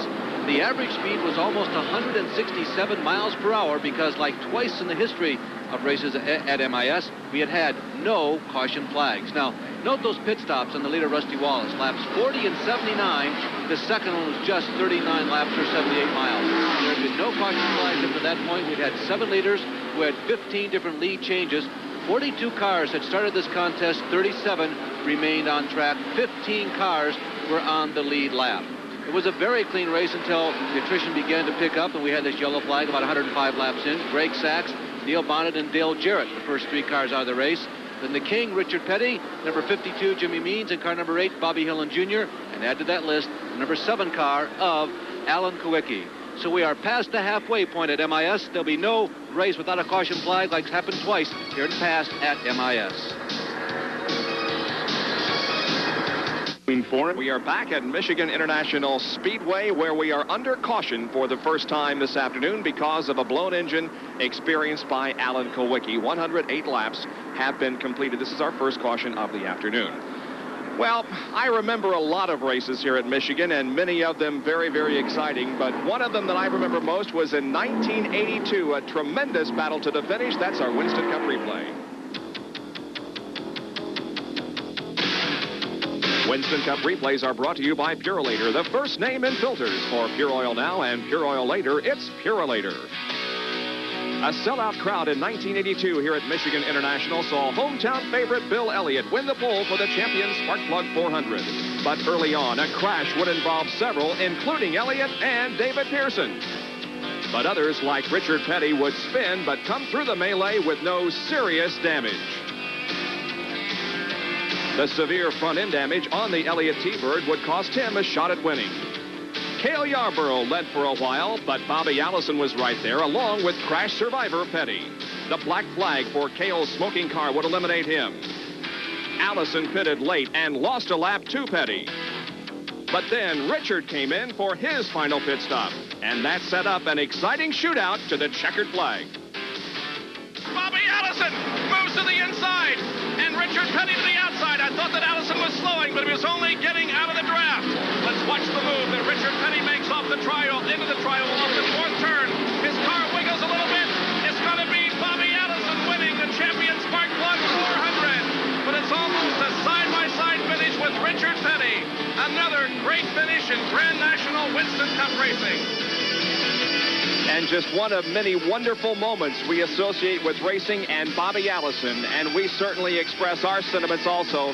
Hurry back, Bobby. We miss you in Winston Cup competition. Back with more from the Champion Spark Plug 400.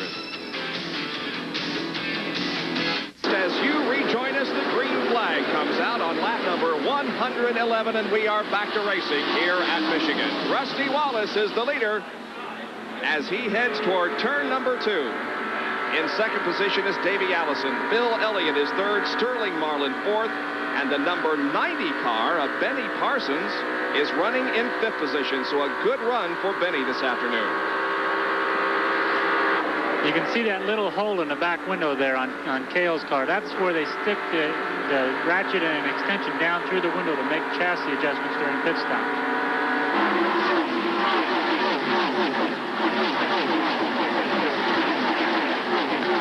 Trying to pick up the average speed again. It slipped to 158 because of the caution period. But now the average will begin to move back up as Davey Allison passes Cale Yarborough on the high side of the racetrack.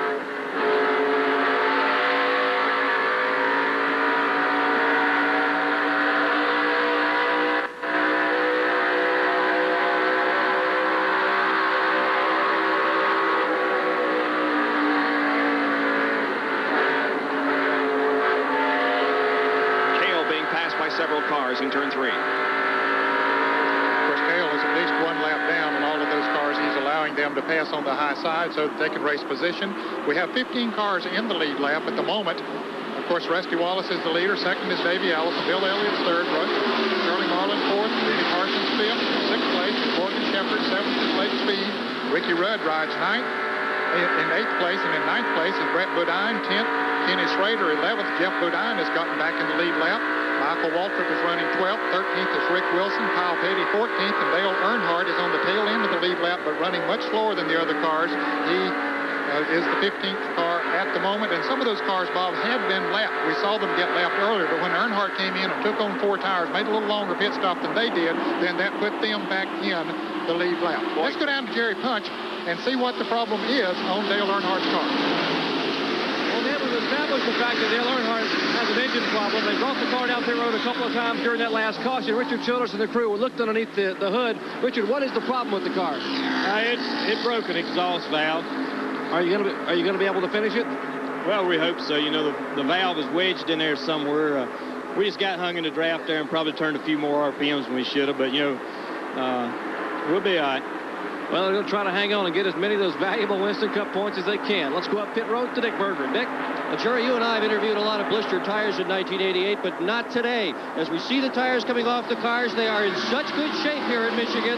The teams are doing what Ricky Rudd's team has done. They're saving them. They're trying to get one set that's absolutely best for the very tail end. Now, this is a strategy that always used to be the case before the tire wars. And this is one of the first times we've seen it in 1988. Happy news in the tire front today. So no problems like we saw last weekend at Watkins Glen. Here are the first and second runners. That's Rusty Wallace in number 27 and Davey Allison in car number 28. Just to pick up on the Dale Earnhardt story, only one time this year has that team dropped out of competition. That was because of an engine problem at Pocono.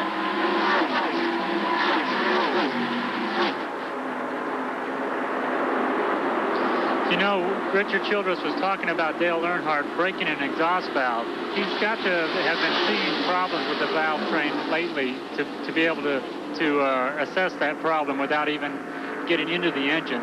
It's a miracle that the car keeps running with a broken exhaust valve. Something may have just broken just right, because usually it disintegrates the whole engine when the valve head falls off and the piston hits it, and then it just gets worse and worse from there. So if he finishes today with a broken valve, he'll be very lucky. Those running in the top 6 or 7 are very close together on the racetrack. We're zooming in now on the number 9 car of Elliott. He is third. Fourth is Sterling Marlin in car number 44. The 88 machine of Morgan Shepherd has moved into 5th position. So here right now is 3rd, 4th, and 5th. And look who's 6th. The Bullseye Barbecue Sauce Ford. That is Benny Parsons. And Benny has been very disappointed in himself and how his car has performed in recent races. But he was really quite strong in qualifying. He was 21st, just missed the cutoff, and now is in the 6th position as we are more than halfway through this race. So Benny Parsons is really looking fine in that Junie Donlevy prepared car. Let's go to Dick Berggren. Crew chief, I'm with his crew chief, Doug Rickard. Doug, what's going on here? You have a sore throat. Are you just cheering for Benny? Well, I had a little problem with my vocal cords, so that's why I sound this way. We're having a real good day so far. Yeah, they sure are having a good day. They had some problems getting the car ready, but they're running very strong, and everybody's happy to see it, Doug. Well, you know, we ran real good here last race, and we was very disappointed that we had an oil pump problem. But we're following right along the same lines from last race. We're running in 6th position, going right as on our game plan as we planned earlier. You know, hopefully we're going to have a good turnout here today and maybe win this thing.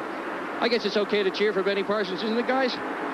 Well, yeah, I wouldn't mind seeing Benny finish very well here this afternoon. He's holding off the challenge of Lake Speed in car number 83, who is in the 7th spot. And a few laps ago, I hope you noticed, we had a shot of the cars coming out of corner number 4, and Lake Speedway's had that car sideways, but saved it. He runs with Benny Parsons in the battle for the 6th spot. Up front, it is still Rusty Wallace and Davey Allison. Now, a little while ago, we showed the 1982 finish in which Bobby Allison beat Richard Petty, and I guess that race kind of has a special meaning for you. You remember it? I sure do, Bob. You know, when you think back on the good old days in my life, I can remember the good old days being the time I spent working with Bobby Allison. I was the crew chief for Bobby for that win that day, and I remember what a tough day it was, because Richard Petty, as you saw in that replay, was really gaining on us that last lap. And when it was all over, Bobby came to me and he said, "Had you worried, didn't I?" So I really do express my hopes for Bobby's 100% recovery, and I sure would like to see you come back, Bobby. We all miss you. There are 80 laps to go in this race. We've completed 120. The average speed of the race is 158.1 miles an hour. It's Rusty Wallace and Davey Allison battling for the lead.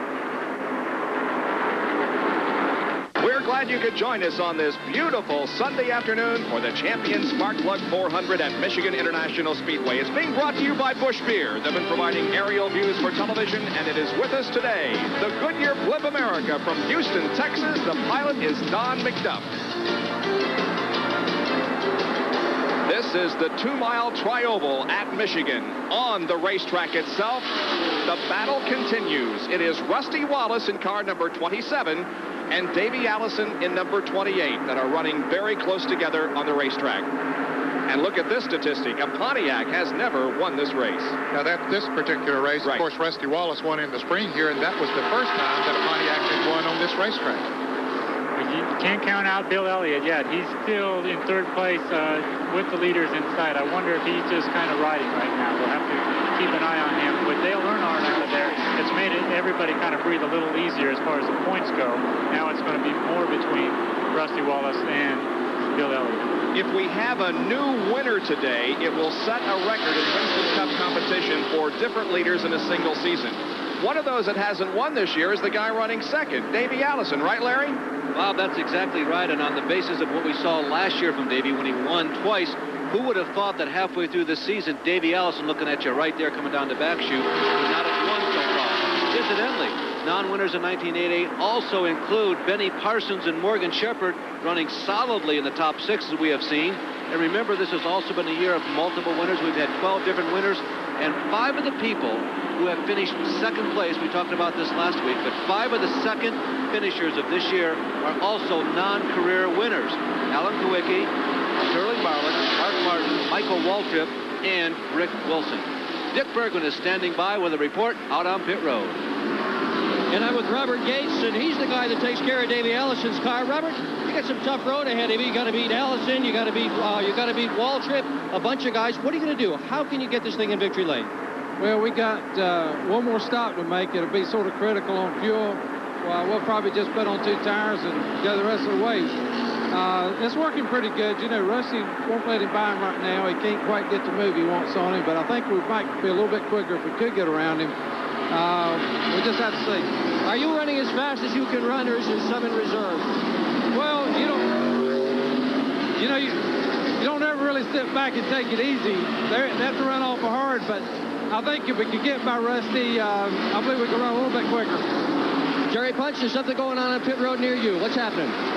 Well, Dick, a lot of strategy going on about fuel mileage. You got to remember that the Rusty Wallace won this race back in June in the same race car, and he parked it and hadn't raced it until he brought it here this week to run again. Now, back in June, he ran out of gas twice. Once he ran out of gas running 43 laps while leading, and the second time he ran out running only 39 laps. Well, they couldn't figure out why. They said, well, we've got to be getting better gas mileage than that. And Robert Yates has been working and working and working on the car, trying to decipher what it was. Finally, yesterday afternoon, they found out that the fuel cell was not picking up but about 19 gallons of gasoline. So they sent the crew to their shop back in Charlotte last night, took the fuel cell out of their short track car. They flew it up here this morning, quickly installed it in the car, and it's working right now. So a bit of last-minute strategy for Rusty Wallace may pay off here today. It's working very well for Rusty. He has the lead, but you can see how close Davey Allison is there from overhead, the Goodyear blimp, as they race through turns 3 and 4. Just a couple of moments ago, while we were getting the reports from the pit area, here was what happened with Darrell Waltrip. Yeah, Darrell obviously called on the radio and said he had a tire problem, an equalized tire, I suspect, because I couldn't see any flat tires. They changed the right sides, and obviously the crew doesn't see anything wrong with the right side tires, so then they decided to go around and change the lefts, maybe find the problem. It's a bad break for Darrell. He's not having his best day as it is anyway. Of course, he was already 1 lap down. Bob, Winston Cup racing has become very, very competitive, and of course it's attracting a lot of cars at each track. In fact, there were 50 here trying to make this race here at the Champions Spark Plug 400 as we watch Cale Yarborough battling with another car on the racetrack. Both of the in-car cameras, that's Rick Wilson running side by side with Cale Yarborough. But here are some of the drivers who didn't make the field. Larry Moyer, Jay Summers, Lee Raymond, Mike Laws, David Simcoe, Ben Hess, Slick Johnson, and Ron Esau. Total 42 cars started, total 50 showed up trying to make the field. Well, there's Cale on the high side of Rick Wilson. They are doing great battle, and now we see Cale and how it looks to him as Rick Wilson is to the inside of the racetrack. And there is Kyle Petty and Darrell Waltrip right behind Cale Yarborough. Kyle Petty in the Wood Brothers car. He will not be back with that team, of course, next year. And this is how Cale Yarborough is seeing everything, watching that rearview mirror. Wonder if that's the same piece of chewing gum he started with. He's been working on it, hasn't he? Boy, he is busy right now. He's in a big pack of traffic.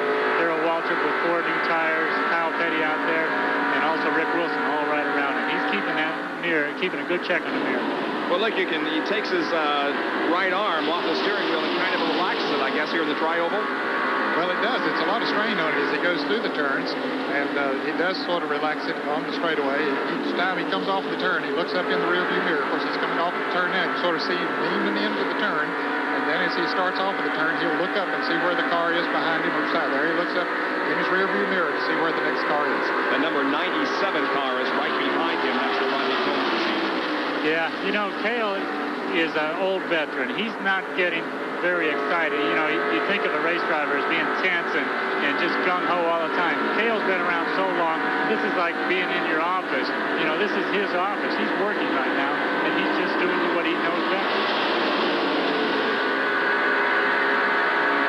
see that there's a little vibration in there. You don't sit still in one of these things running on the straightaways here in Michigan. I guess about 180 or 185 miles an hour. And a little bit of bumping around. Of course, the suspension on these cars is much stiffer than a passenger car. You could ride around here on the passenger car and it'd feel pretty smooth to you. But you get in one of these race cars, it's a lot different. Well, that is just amazing camera work, guys. This is live, going all over the nation. I can't believe the camera jobs you guys are doing now. And there is a shot from Rick Wilson's car. Kyle behind, and so is Cale Yarborough.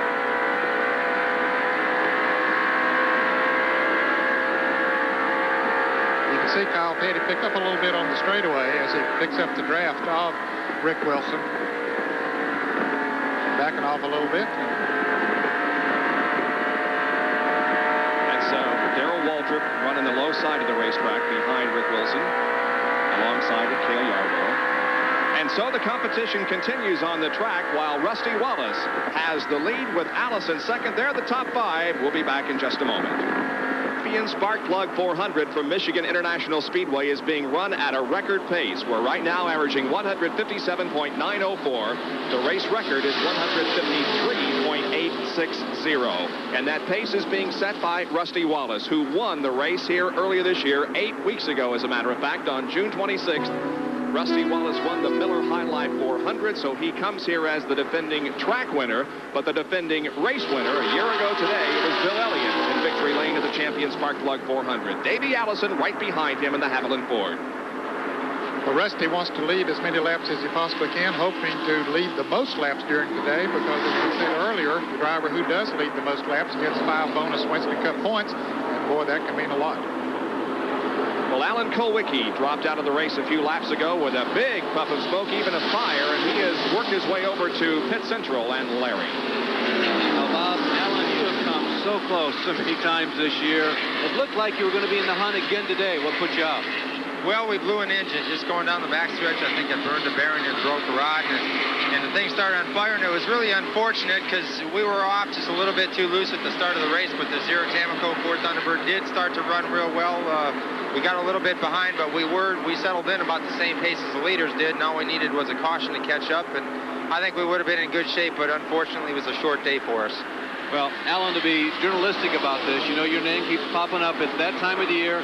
Can you reveal to us not necessarily where you might go, but what are your thoughts? Do you think you might consider going to another team this year? You really haven't in past seasons. Well, I have to consider it at this point because the offers keep getting better and better, but I'm not saying that I'm going to drive for another team. You know, it's just something that I'm considering at this point.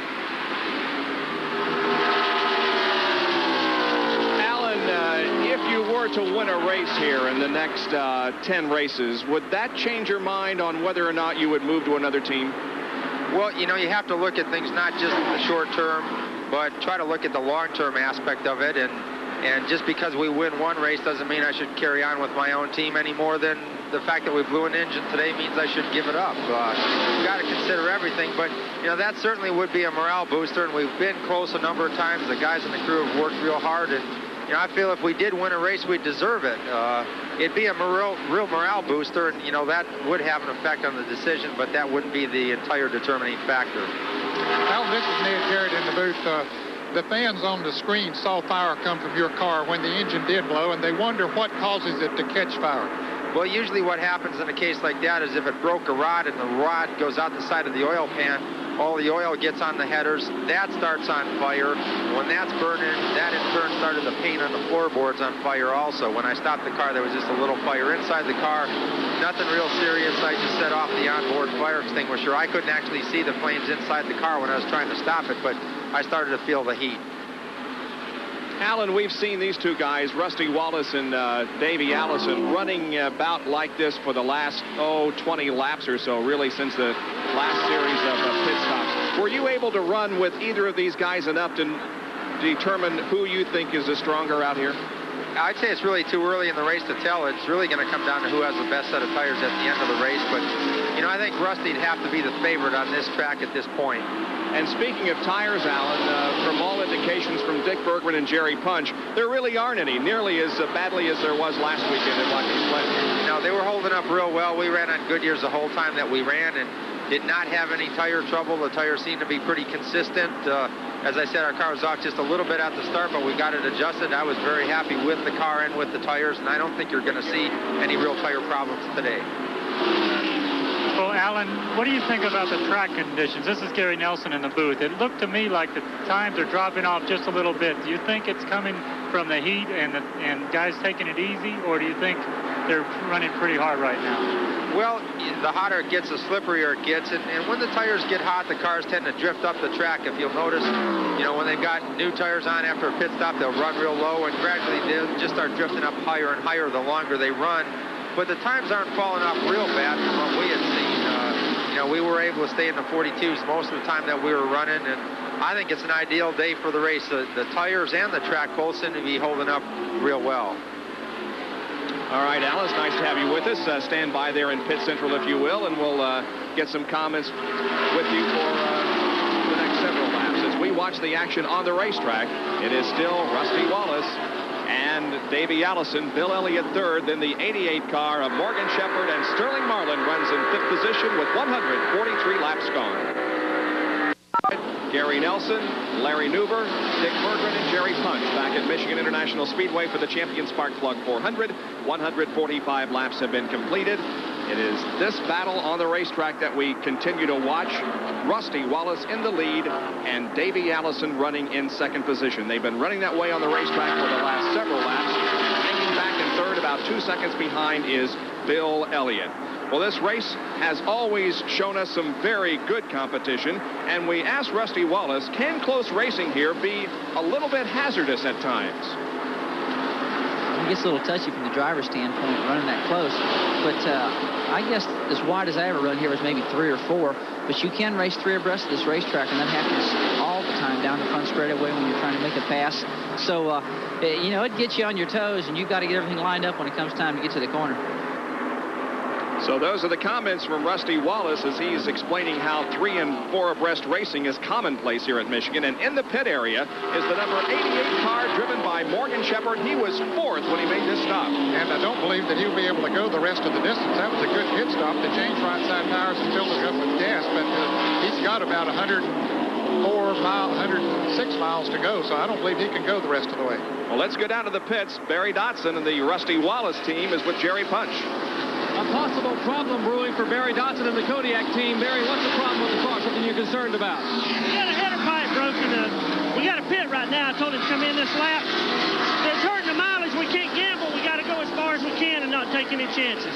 Well, Barry Dotson, what he was trying to tell us was they have a header pipe broken, and that means they will not get the gas mileage they thought they would get out of the car. And remember, they got burned twice here in June, but they still won the race. They don't want to get burned anymore. Now, they pitted on lap number 106, exactly 41 laps to go, so they're only going to run about 82 miles. Here he comes, Jerry. Here comes Rusty Wallace down pit road. He brings the Kodiak Pontiac on pit road, and Harold Elliott and the rest of the Kodiak team standing by.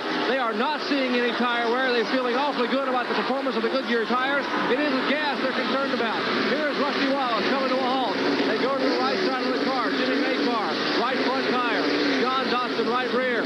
Harry Dotson, the crew chief, on the jack. They will clean the windshield. 1 can of fuel is in. Puts the second can of fuel in. Great pit stop for Rusty Wallace. His car is down and away. Let's go to Larry Newber. Larry? Jerry, I think their problems are even a little more deep than what you and Jerry may have discussed. By our calculations down here at Pit Central, we figured that Rusty Wallace would have to go to lap 160 in order to make just one final stop here for fuel. And obviously, he has not made it. The furthest that he has gone all day, as you just pointed out, is 41 laps. We've been tracking this apparent problem, this bad fuel mileage since the beginning of the race, and it's been consistent throughout all 4 of his pit stops. Rusty Wallace just can't go more than 40 laps comfortably. Most of the people should stop about lap 156, and that should be enough for everybody. Ken Schrader, by the way, and Ricky Rudd continue to get the best gas mileage. How about it, Dick Berggren? You're out there on pit road. What do you see in terms of this gas mileage, tire wear, and what do you see for the rest of the race? Well, I'll tell you what the teams are telling me, Larry, and I've just talked to Morgan Shepherd's crew, and they say he came in early because they were concerned about a right rear tire. But they also say he can make it all the way. Right now, I'm standing in Davey Allison's pit, and I've just asked Robert Yates, what's the story here? Well, they've changed tires here as to what they're going to put on the cars a couple of times. In fact, they're changing them again. But Robert says next pit stop, if it stays green, will be the last. They can go all the way from this point. Tire wear looks good. It's a shootout. Boy, it's up to the drivers now, Larry. Well, Davey Allison has the lead, and I'd like your gentleman's opinion on whether Rusty Wallace can go 52 laps the rest of the way without a fuel stop. No, I don't think he can, Bob. He normally doesn't get that kind of fuel mileage, and I just don't believe that he can go that far. I think Davey Allison, though, once he makes his pit stop, that he will be able to go the rest of the way. Yeah, I agree with you, Ned. Rusty Wallace has been stopping around 39 laps. Earlier, 2 times this race, he stopped at 39 laps. 52 laps is asking an awful lot of that car. And you heard Barry Dodson talking about a header pipe being broken and thinking that hurts his mileage. I'm sure it's a big distraction, and it does hurt the mileage, but Rusty's car still seems to be the strongest on the track. The number 15 car, the Brett Bodine machine. Bud Moore's car is in for a pit stop. He was running in 4th position when he came in for a stop. So it's a good afternoon for Brett Bodine. A quick pit stop, and he goes back into competition. 151 laps are completed. We've got 49 to go on this Sunday afternoon from Michigan International Speedway. We're glad you could join us for the Champion Spark Plug 400. Your leader is on his way into the pits right now. Davey Allison storms down pit road. Seconds ago, Robert Gates, like a coach and a team, went to every crew member and told them what they were going to do, and one by one, they nodded affirmatively. Davey Allison says, I don't need anything to drink. It's going to be a right side tire change, fuel. They say they can go all the way from here. They've adjusted the wedge. The car has a little bit of a push. That should solve the push, along with the change of tires in the rear of the car. They're waiting to get every drop in. They've got it, and there goes Davey in 69. Good stop.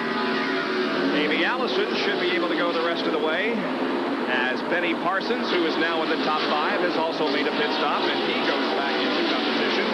Meanwhile, the new leader of the race is Lake Speed in car number 83. And it appears as if he is coming in. Indeed, he is. Lake Speed drops off the banking in turn number 4 and heads for his pit area. Also going out of the pits right now is Kyle Petty, Cale Yarborough, and Rick Wilson. Let's watch the work on Lake Speed's car. He's been very competitive all afternoon, has never really been in a position to battle for the lead, but he has been very consistent in the top 6 or 7. You heard Dick talking about how Robert Yates, the crew chief on Davey Allison's team, went to each crew member and talked to him about what they were going to do on their pit stop. That's an interesting thing with the radios nowadays. All crew members having radios, they must have been having some kind of communications problem. Dale Earnhardt is also in the pit area. Now, Dale has lost a lap. He is no longer on the lead lap with everyone else, and he is in for another time. There, meanwhile, is the race for the front position as Rusty Wallace and Bill Elliott now are hooked up in a first and second duel. And there is Earnhardt going back out on the racetrack. You can tell that car is a little sick as he goes out of the pits running on 7 cylinders. Dale Earnhardt no longer a threat to win this race, but we have Pontiac against Ford going at it here with Wallace and Bill Elliott. Well, that was the scenario here back in June in the 400-miler, and Wallace managed to hold Elliott off and won the race. Dale Earnhardt just went down 2 laps now, so he's nursing that car home. He's not going to have a real bad finish if it keeps running. Earnhardt, of course, is 3rd in the points battle, so he, too, needs as many Winston Cup points as he possibly can. And Alan Kowicki, you're down in 16th position in the point standings, but, boy, it really isn't reflective of how well you have run many, many times this year. That's the only encouragement we have, is we've been close to winning a number of races. I really don't feel like we're a 16th place team, at least not when we're running on the racetrack, but we've had a few mechanical failures, and that's hurt us in the points this year. Well, Elliott was just sort of sitting behind before they made their pit stops. He was 2 seconds behind Wallace and Davey Allison, but now with a very good pit stop, he comes out on Wallace's bumper. But we think that Wallace is going to have to make another pit stop. Elliott perhaps will not. Right now, there are 14 cars in the lead lap. Of course, Rusty Wallace the leader, Bill Elliott 2nd, Davey Allison now 3rd, Brett Bodine in 4th place, Benny Parsons 5th, Sterling Marlin 6th, Morgan Shepherd 7th, Lake Speed 8th, 9th is Jeff Bodine, 10th is the car number 25 of Kenny Schrader. Ricky Rudd is 11th. Michael Walter 12th. Rick Wilson 13th. Kyle Petty in 14th. All of those cars on the lead lap. You're 6th, 7th, and 8th there. Morgan Shepherd Right behind him is Sterling Marlin and Lake Speed. Speed is all over the racetrack. He's running a lower line sometimes, and we saw him come off of turn number 4, and he was way up in the upper groove. Alan, what's going on with that car, do you think? Well, you know, the handling on your car changes a lot when you're behind other cars or another car's behind you. Right now, he looks like he's running lower through the corners than the other cars, and looks like he's sticking pretty well. I did notice before when Rusty Wallace and Bill Elliott were running together that with Elliott behind him, Rusty's car did start to look loose. It did look like the back end of the car was starting to wiggle a little bit, and Bill looked like he was just riding. He looked pretty strong at this point. Yeah, I saw that too up in turn number 1 a few laps ago. Rusty got way up high and may have gotten those right side tires into the gray stuff. At this point, I feel that if I had to bet, I think there might be another caution flag in this race, and the whole complexion of it can change. But if it stays like it is, Rusty's going to have a tough time with the tires he's got on the car now.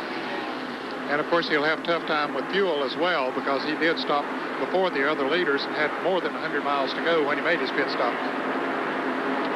Now Lake Speed pulling alongside of Morgan Shepherd as they head for the tri-oval and cross the stripe. And they cross the stripe pretty much side by side. Lake still trying to take over that spot from Morgan Shepherd. While they're racing side by side, Sterling Marlin, who passed Morgan a few laps ago, has been able to move away a little bit. Meanwhile, up front, it is still Rusty Wallace as we watch down the backstretch. Here is Wallace and Bill Elliott. So, Alan, you kind of think that Bill is just wanting to be there at the moment.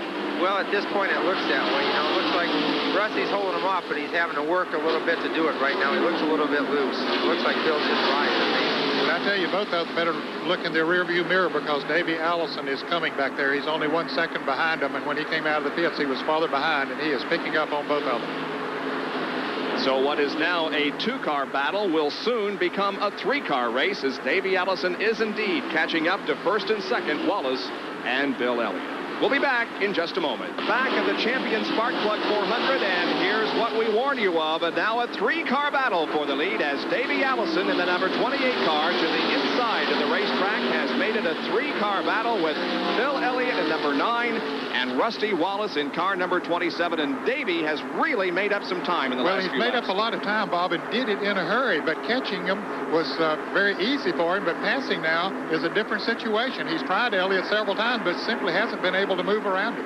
That's the shot from the Goodyear Blimp America as the cars head into turns 3 and 4. All right, let's go to Pit Central for a summary of the most recent pit stops. Bob, this is the 4th pit stop summary. As watch the leaders up in the upper right-hand corner of your screen, you can see 1st, 2nd, 3rd, and 4th. As they came into the pits, they came out still in the top 6. Now, the interesting things about this pit stop, notice Morgan Shepherd pitting at lap 146, and Rusty Wallace, as we commented earlier, pitting at lap 148. Before lap 150, that means they have to go more than 100 miles, and we don't think that anybody has the ability to go 100 or more miles on a load of fuel. So that means the rest of the people on the screen should be in it for the win. Davey Allison has really moved up the last couple laps, and Dick Berggren is standing by. Well, I'm going to tell you, Larry, Davey Allison is definitely flying, but for those who just tuned in, you might be wondering what happened to one of the pre-race favorites if he's not running in the front. Dale Earnhardt, earlier today, dropped a valve, but he's staying in there, and he's staying in there for the points, the all-important points that come to the championship, whether you're running on 7 cylinders or not. And another guy who's hanging in there is Kenny Schrader, and I just asked his crew chief, Harry Hyde, why isn't Schrader running faster? And Harry looked me square in the eye, and he said, boy, I wish I knew. I really wish I knew. They just don't know what the problem is. Jerry Punch? Well, I'm pretty confident here in the Sterling Marlin pits. You know, they had some bad news this week. They lost their sponsor, Piedmont Airlines, will not renew next year. But the good news is they have no penny lines at all here in the Oldsmobile pits. Their underalls are fitting snugly. But more importantly and more seriously, they can make it the rest of the way on fuel. They have to go 46 laps, and they can make it. Now, how about Bill Elliott? Can he make it? Well, let's go ask Ernie. We'll find out. Come along. Let's talk to Ernie Elliott and see where they can make it. Ernie, you got to go 47 laps. Can you go the rest of the way on fuel? Well, we're going to give it a shot. You know, we've run 47 laps the last stop, so I think we can do it. Well, a man who has been behind the wall for the last 3 consecutive Champion Spark Plug 400 victories is still here and hoping for a 4th one today. Davey Allison alongside of Bill Elliott once again. Allison has to get off the accelerator and put on the brakes to avoid the Darrell Waltrip car, who is in his lane. And so it remains Wallace, Bill Elliott, and Davey Allison. And closing in fourth place is Brett Bodine. He is really mowing down the leaders. After his last pit stop, he came out about 4 or 5 seconds behind them. Right now, he's only about a second and a half. Brett Bodine and also the 90 car of Benny Parsons. You know, our sentimental favorite up here in the booth. Looks like he's doing real well. Benny's in 5th place right behind the car you see there of Brett Bodine. So those 2 Fords are really making their move right now at the end of the race, towards the end of the race. You know, we talked about the Ford cars a little bit earlier, and whether they still have an advantage on this racetrack. How about 4 of the first 5 drivers running in Ford cars? Yeah, that says a lot for Rusty Wallace, because he is leading. So still, Davey Allison continues to work on Bill Elliott, trying to grab that second spot. He goes low on the racetrack in the tri-oval. He has done this many laps before, but still just is not able to go into second place. Well, Davey Allison has not won a race this year, as we pointed out earlier. So how would you characterize your season so far, Davey? Well, we haven't had the best season, but we really haven't had the worst either. We're still in the top 5 in the money earnings for the season, and we've fallen out of a bunch of races. So we know that if we'd have just had a little bit of good luck at some places, we'd be way up there. And we're really not that far back in the point standings either. We're still in 14th place, and we have a real good shot at getting back into the top 10 and a decent shot at getting back into the top 5 if we just get our act back together and go on and have some good finishes for the rest of the season. The yellow flag is out for the second time this afternoon. Yellow on the racetrack. Any idea why? Debris on the backstretch, I believe, is the situation. The old Frenchman on the backstretch. He agrees. Well, it'll, of course, be a break for those who needed another pit stop, and Rusty Wallace was among them. Oh, sure definitely was. Rusty, yes. So the pace is reduced on the backstretch, and we will now see some pit stops being made as everybody comes in and gets enough fuel that will carry them to the finish of the race. And this second caution period of the afternoon comes on lap number 171. So 29 more laps to go, and this race will be over. There once again is the shot from the Goodyear Blimp America. See, as the field is under caution. Here they come. Everybody coming down pit road. All of them will take on 4 tires and fill the tank up with fuel. Make any adjustments that they might need to make. And one guy who didn't want to see this caution was Brett Bodine, because he had to the leader. Oh, we have a collision on He just got spun out. Brett Bodine was hit from the rear as he came into the pits, spun all the way around his and a big fire in the Sterling Marlin pits, and everybody has to scramble away from there. Apparently, the firemen are there to put the fire out, but apparently something happened. It looked like there was some gas that spilled from the wall. Let's go to Jerry Punch at the pits. They were fueling the Sterling Marlin car, and fire came out of the side of the fuel bin, and fire all up and down pit road. The firemen running out here trying to put the car out, as was Billy Hagan, the car owner. They have finally gotten the fire out. We were standing right beside the end of the car here when that fire erupted. Our cameraman dove out of the way, and the camera took quite a beating here, as I think we got some flame on the side of some cables, but we're okay. But the Sterling Marlin crew now goes back to work and tries to put back together what was a top-running team on Airlines under all those mobiles. Well, you can see the car number 15 of Brett Bodine as they serviced that car. That's where he was knocked. And there's Benny Parsons going out of the pits. He got hit apparently because there's smoke coming from Benny Parsons' car, and Brett Bodine has to back his car out and get it headed out down pit road. Wow. That was, I hope everybody's okay. Well, Sterling Marlin now, apparently something wrong. He went out of his pits and then pulled to the side in another pit a little further down pit road. I believe he just pulled over the NASCAR official by okay to go, because he takes off now.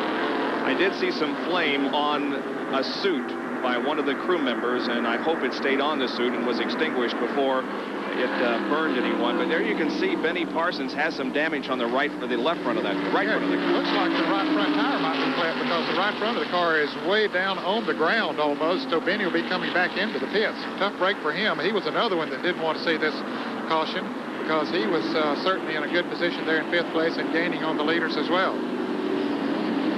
Let's take a look at what happened as we are looking down pit road to try to determine exactly what happened. Okay, everybody was coming into the pits, and many of them trying to come into the same spot. And I believe it was Eddie Beersball in car number 23 that hit the car number 15 of Brett Bodine and spun him around. Now, that had nothing to do, I don't think, with the fire, which was right behind Brett Bodine. Sterling Marlin and Brett Bodine pitting beside of each other. It was just a coincidence that they were side by side. And Benny Parsons back in the pits now, and indeed his right front tire was flat. Evidently that car tire was cut as he went out of the pits. Fortunately, it's under caution, and he'll be able to put it back on, but there are 15, 14 cars still in the lead lap.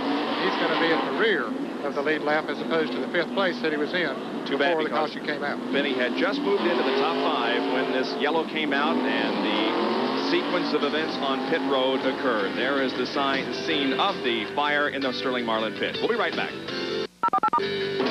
Q stands for quality, always has, always will. This is the famous or infamous, depending upon which side of the fence you happen to be on for a given weekend, NASCAR tire hoop. They began using it this year to measure a tire width when they discovered that they were going to be in a tire war. The rule book says the tires must be 13.2 inches wide with a tolerance of 0.15 of an inch, or a maximum of 13.35 inches, which happens to be the width of the tire hoop. Here's how it works. And if it slips over the tire, that tire is approved for competition for that weekend. Both manufacturers have been disapproved once this year. The most recent, last week, Watkins Glen Hoosier, and at Pocono, NASCAR said no to Goodyear. Only tire width is important. At least up to this point, tire height, which can vary by as much as 1.5 inches, is not important. Well, as we go back to the green flag racing, I never did figure out how come they call that thing a hoop. It doesn't look like a hula hoop to me. It looks more like a rectangle, but they're not giving us no tolerance rules of NASCAR this year. Bill Elliott made a couple of pit stops during this caution period and restarts from well back in the pack, and we'll see his progress down to the front as Brett Bodine and Sterling Marlin are right there with him. A lot of cars running very, very close together, including those up front. Rusty Wallace still leading, but Davey Allison is right on his back.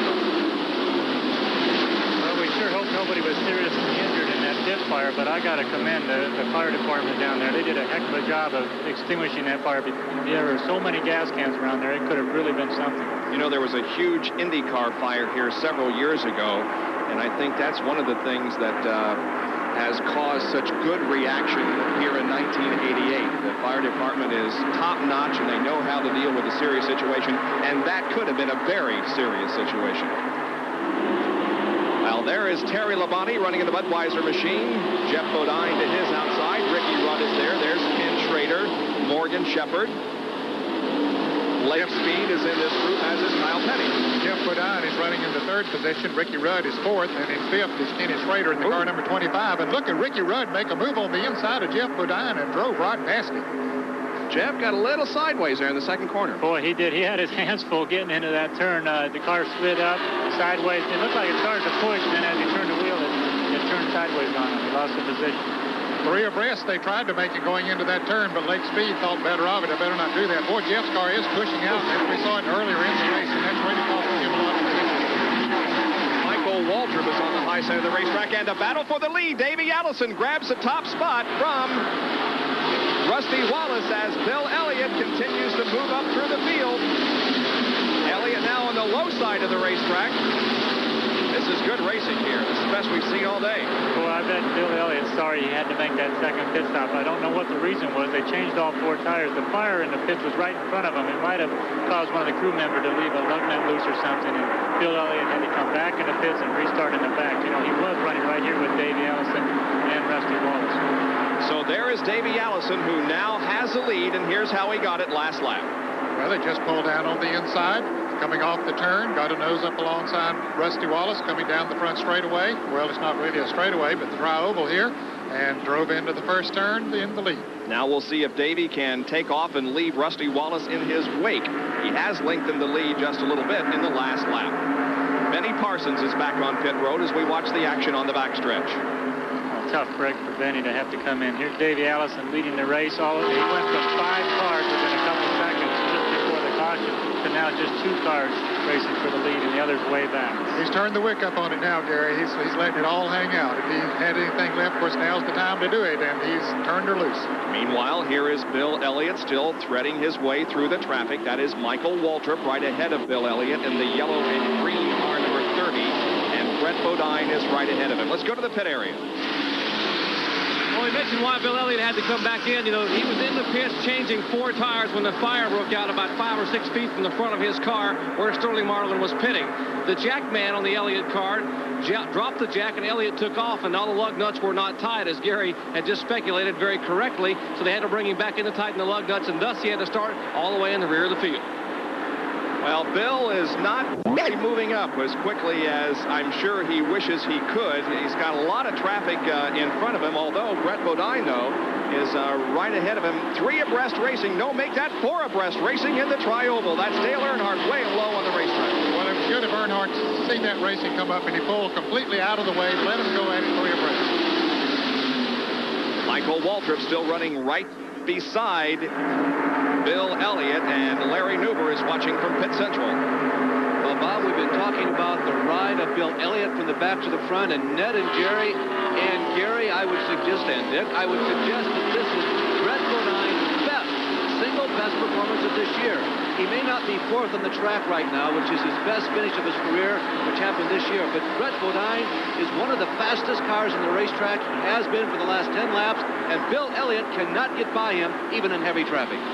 He's having a tremendous run, doing a great job of driving that car. His 4th place finish came in the Coca-Cola St. Louis in Charlotte back in May when he came into the pits sideways and hit his car owner, Bud Moore. Bud was out for a few weeks with a broken leg, but he's here today and ready to play golf again, he says, very shortly. And unfortunately, Brett got spun into the pits there today, not his own making, and trying to take over the 5th position there right now from Kenny Schrader. And this is only Brett Bodine's 34th career Winston Cup start, and that is he on the bottom side of the racetrack in the red, white, and blue car number 15. Brett Bodine from Chemung, New York.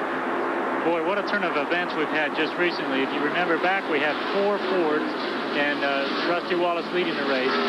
Just after the caution now, Brett Bodine had a problem, Bill Elliott had a problem, Benny Parsons had a problem, now he's a lap down.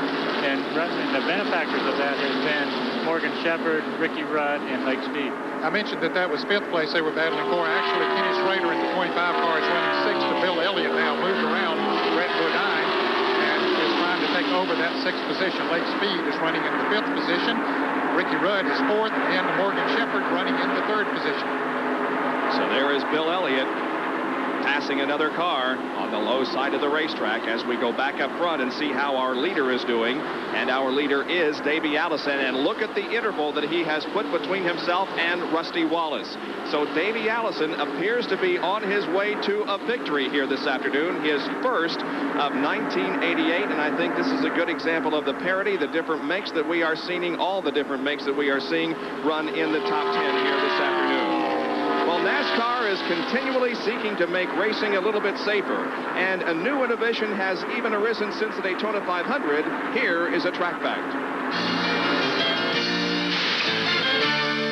Track facts are brought to you by the Robert Bosch Corporation, makers of Bosch Platinum, the ultimate spark plug. This innovation, known by various terms, but most commonly as a roof rail, is a result of NASCAR's discovery over the past year. They have to slow these cars down and, more importantly, keep them from flying. It began last year at Talladega when Bobby Allison's car got sideways and off it flew. Ken Schrader's car at Daytona was more proof that this was a problem. So at the beginning of the 1988 season at Daytona, NASCAR mandated that on the right side, the window had to be enclosed with plexiglass, keeping the air from getting inside the cockpit. Further, skirts at ground level were also required to keep the air from getting underneath the race car. Well, the crash of this very machine, Richard Petty, proved that that was simply not enough. So at all super speedways, they came up with this roof rail idea. And for the first time this weekend here at Michigan, the roof rails are now required at all tracks 1 mile in length. All super speedways on the schedule, not just the 200-mile-an-hour speedways. 16 laps to go to the checkered flag. Can Davey Allison hang on for his first win of '88? At Michigan International Speedway, we'd like to remind you at 5:30 this afternoon, Eastern Time, the 1988 International Bicycling and Davey Allison from Hueytown, Alabama, is in the lead and looking for his first win of 1988. If he will win, we will have our 13th different winner for 1988. That will tie a modern era record, which was set in 1986. And here's the average speed of the race. It's still at a record pace, 155.6, the record 153.8. We have only had 2 caution periods interrupt our flow this afternoon. Well, Davey Allison has pulled away from Rusty Wallace by a good margin, but Morgan Shepherd, who is running third, is gaining on Rusty Wallace. You can see the 2 cars there as they come into focus off of turn 4. A moment ago, he was about a second and a half behind. Now he is only 0.8 of a second behind, so Morgan Shepherd is definitely gaining. Bill Elliott has moved through that pack of traffic that he was in. He has moved up into the 4th position. He's also gaining on Rusty Wallace and Morgan Shepherd. Does he have time to catch him, though? We would suggest that you not go to your refrigerator right now for your favorite beverage or something to eat. Remember last week we had Darrell Waltrip in command with 4 laps to go, and he dropped out. It's not over until the checkered flag drops, although Davey Allison is looking very good. The car has run well for him all day, and he's done a great job of driving the car. There are 13 cars in the lead lap now. Benny Parsons, after making an unscheduled pit stop, has dropped off the lead lap. And you can see the interval now between first and third. It's only 3.9 seconds. Now, Bill Elliott in car number 9 is still in this race, very much so. There he is, not too far behind Morgan Shepherd, and Bill is 4th. He is definitely gaining on the 2nd and 3rd place cars. It took him a while to get through the traffic after coming from the rear. He was about, 13th to 14th when the green flag flew again, but he has come through that traffic and moved away from the pack behind him and gaining on the front runners. Yeah, what a shame for Bill Elliott. You know, he just kind of took off at the beginning of the race, led, showed his strength, then he just kind of followed in second. No matter who the leader was, Bill Elliott always seemed to be second or third all along. Then right at the end, that pit fire set Bill Elliott back, and now he's going to have a tough time making up the ground. Well, the interval increased there just a little bit from lap to lap, 3.8 to 4.4, so Allison is indeed pulling away from 2nd and 3rd.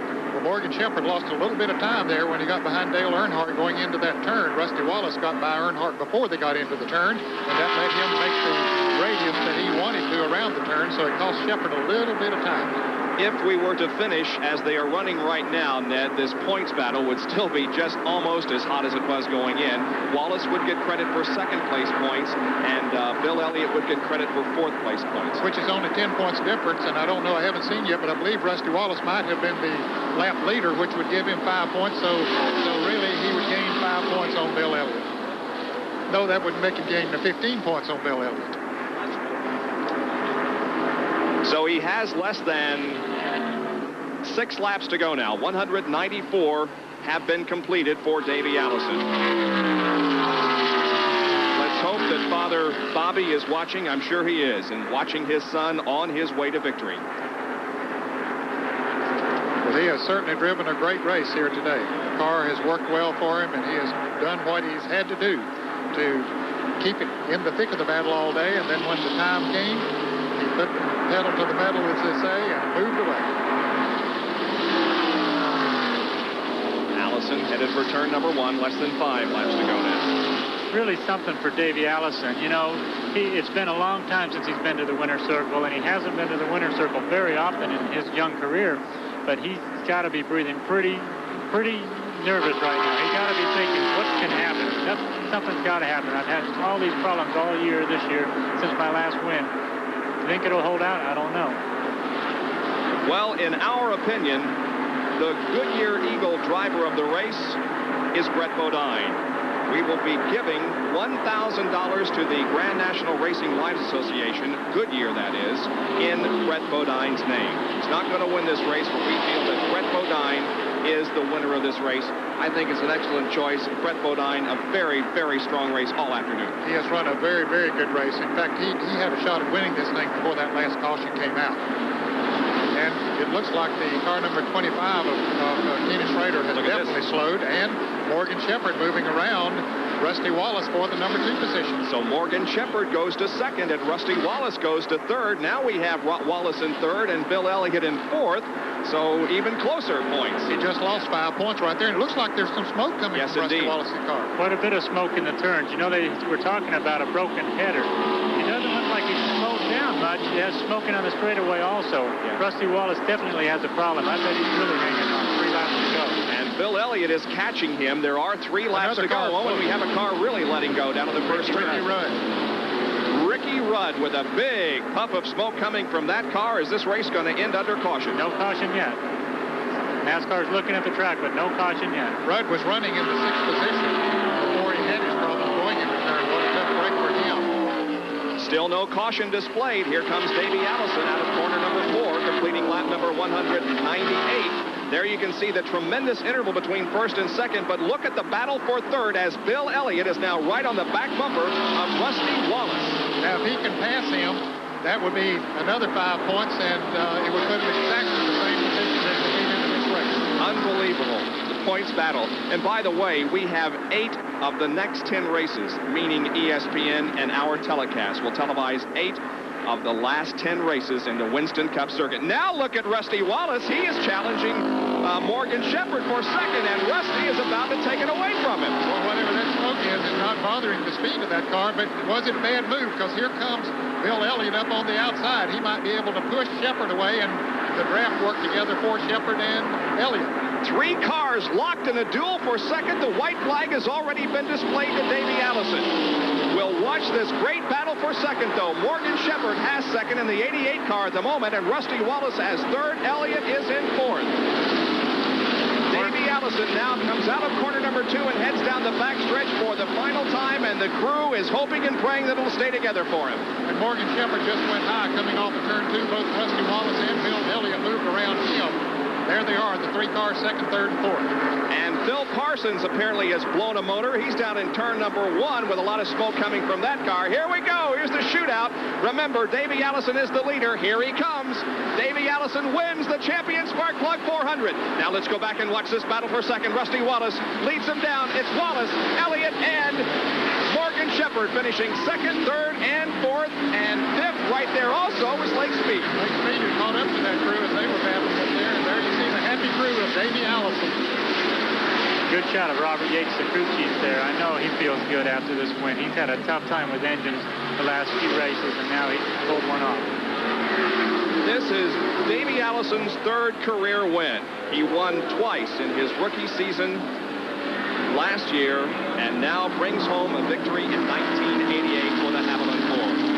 The 3rd win comes in his 49th career Winston Cup start. So the Champion Spark Plug 400 has concluded here at Michigan International Speedway with Davey Allison the winner. And it's been brought to you by Pontiac Grand Prix, the 1980. Our winner interview right after this. Our winner's circle interview is being brought to you by Goodyear Eagle Tires. Goodyear, because there really is a difference. And Father Bobby, you can be very proud of son Davey. Let's go to Victory Lane and Dick Berggren.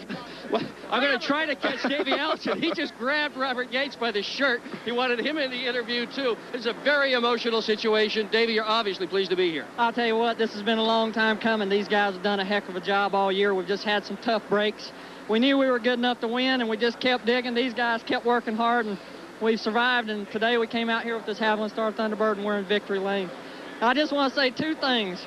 First, these guys deserve it. And second, I want to dedicate this race to my dad and all the working people that come out to support us. Davey, you were running well with the leaders, but it wasn't until the very last pit stop that you took off. Had you been holding back, or did they get the car absolutely right on that last pit stop? Well, we were real close all day long, and we just kept making some fine-tune adjustments. And we saved 1 set of tires to the end of the race that we ran yesterday in practice, and we knew they were right on the money. And we just waited for the right opportunity. We played around a little bit out there trying to make it a little bit exciting, but, you know, during the early parts of the race. But at the end, I didn't want no competition. They already gave you a trophy, your crew. What was it they handed to you as soon as you came into Victory Lane? Well, it was a big old hot dog. Robert Yates, you've got to be happy with this 3rd career win for this team. Well, I'll tell you, it's been a long time coming. The guys in the shop that aren't here, I know they're happy, and we're just happy to be here. could come. It had to be now, Well, it's a team sport for sure. Everybody here has been dragged into victory lane by Davey Allison. Bob Jenkins, back up to you. All right, congratulations to Davey Allison. Here are the top 10 finishers as we will go to another break and come back with more. Davey Allison the winner, then Rusty Wallace, Bill Elliott, Morgan Shepherd, and Lake Speed. Finishing 6 through 10, Brett Bodine, Michael Waltrip, Kyle Petty, Rick Wilson, and Jeff Bodine. Back at Michigan International Speedway, the champion Sparkplug 400 is history. This man was the Winston Cup point leader and remains the Winston Cup point leader. But I tell you, Rusty, those last couple laps were a little bit scary for you. It was pretty shaky. I led the most laps today and had a real good car. And right there at the end on the last stop, we got a set of tires that just pushed real bad. And it allowed Davey to get ahead of me and go ahead and win the race. But it started pushing so much, everybody ran me down. Morgan got right behind me, and Bill Elliott got right behind me. And then Morgan bobbled up in turn 3 and 4. I mean, it was a real scramble to the start-finish line. And when Morgan bobbled, I got back in second place and held him off to the end. So a second place in the most laps, and we gained some points. And, I never think about points during the race, but I think about them after it. And I just like to say thank you to Mobil 1, AC Spark Plugs, and Kodiak for everything they've done. They've done a real good job, and the car ran great today. Rusty Wallace finishing second. Morgan Shepherd standing up here. Super sub, they call him on the Winston Cup Tour. Morgan, congratulations on a good run in Buddy Baker's Red Baron Oldsmobile. Yeah, I'm real excited that Buddy and them has let me drive the Red Baron Oldsmobile. They're going to let me fill in the rest of the year the races that I'm not going to run the Heinz Ketchup Buick. And, I'm just tickled to death. We should have had a second place today, but I moved high on the last lap to miss some oil down low, and somebody had put some oil down high, so I got in the oil and almost lost it. I'm sure Buddy Baker jumping up and down at home watching on ESPN. Buddy, he did a heck of a job finishing 4th in your stead. Hopefully you'll be back soon, and good luck to you. Let's go back upstairs to Bob Jenkins. Bob? And our race summary shows that the winner was Davey Allison. He led 33 of the 200 laps. The average speed of record, 156.860. 2 caution periods, total of 10 laps, 8 leaders, 19 lead changes, and 12 cars finished on the lead lap. We showed you the top 10. The other 2 cars that did finish on the lead lap, the number 44 car of Sterling Marlin and the 25 car of Ken Schrader. Back with some closing thoughts in a moment. In Texas with pilot Don McDuff has been showing us some excellent pictures. This thing is 192 feet long, 50 feet tall, and contains 202,000 cubic feet of volume. It's very impressive, though, when it appears at any sporting event, and it has given us some great pictures this afternoon from high above Michigan International Speedway. Well, we have been talking in the last few minutes here about the points battle, and indeed it does remain very, very tight as Rusty Wallace will continue to hold the lead in the battle for the Winston Cup. Bill Elliott now slips a little bit, having 2,852 points, and Dale Earnhardt now, who was credited with 29th finishing position, has 2,716. So as we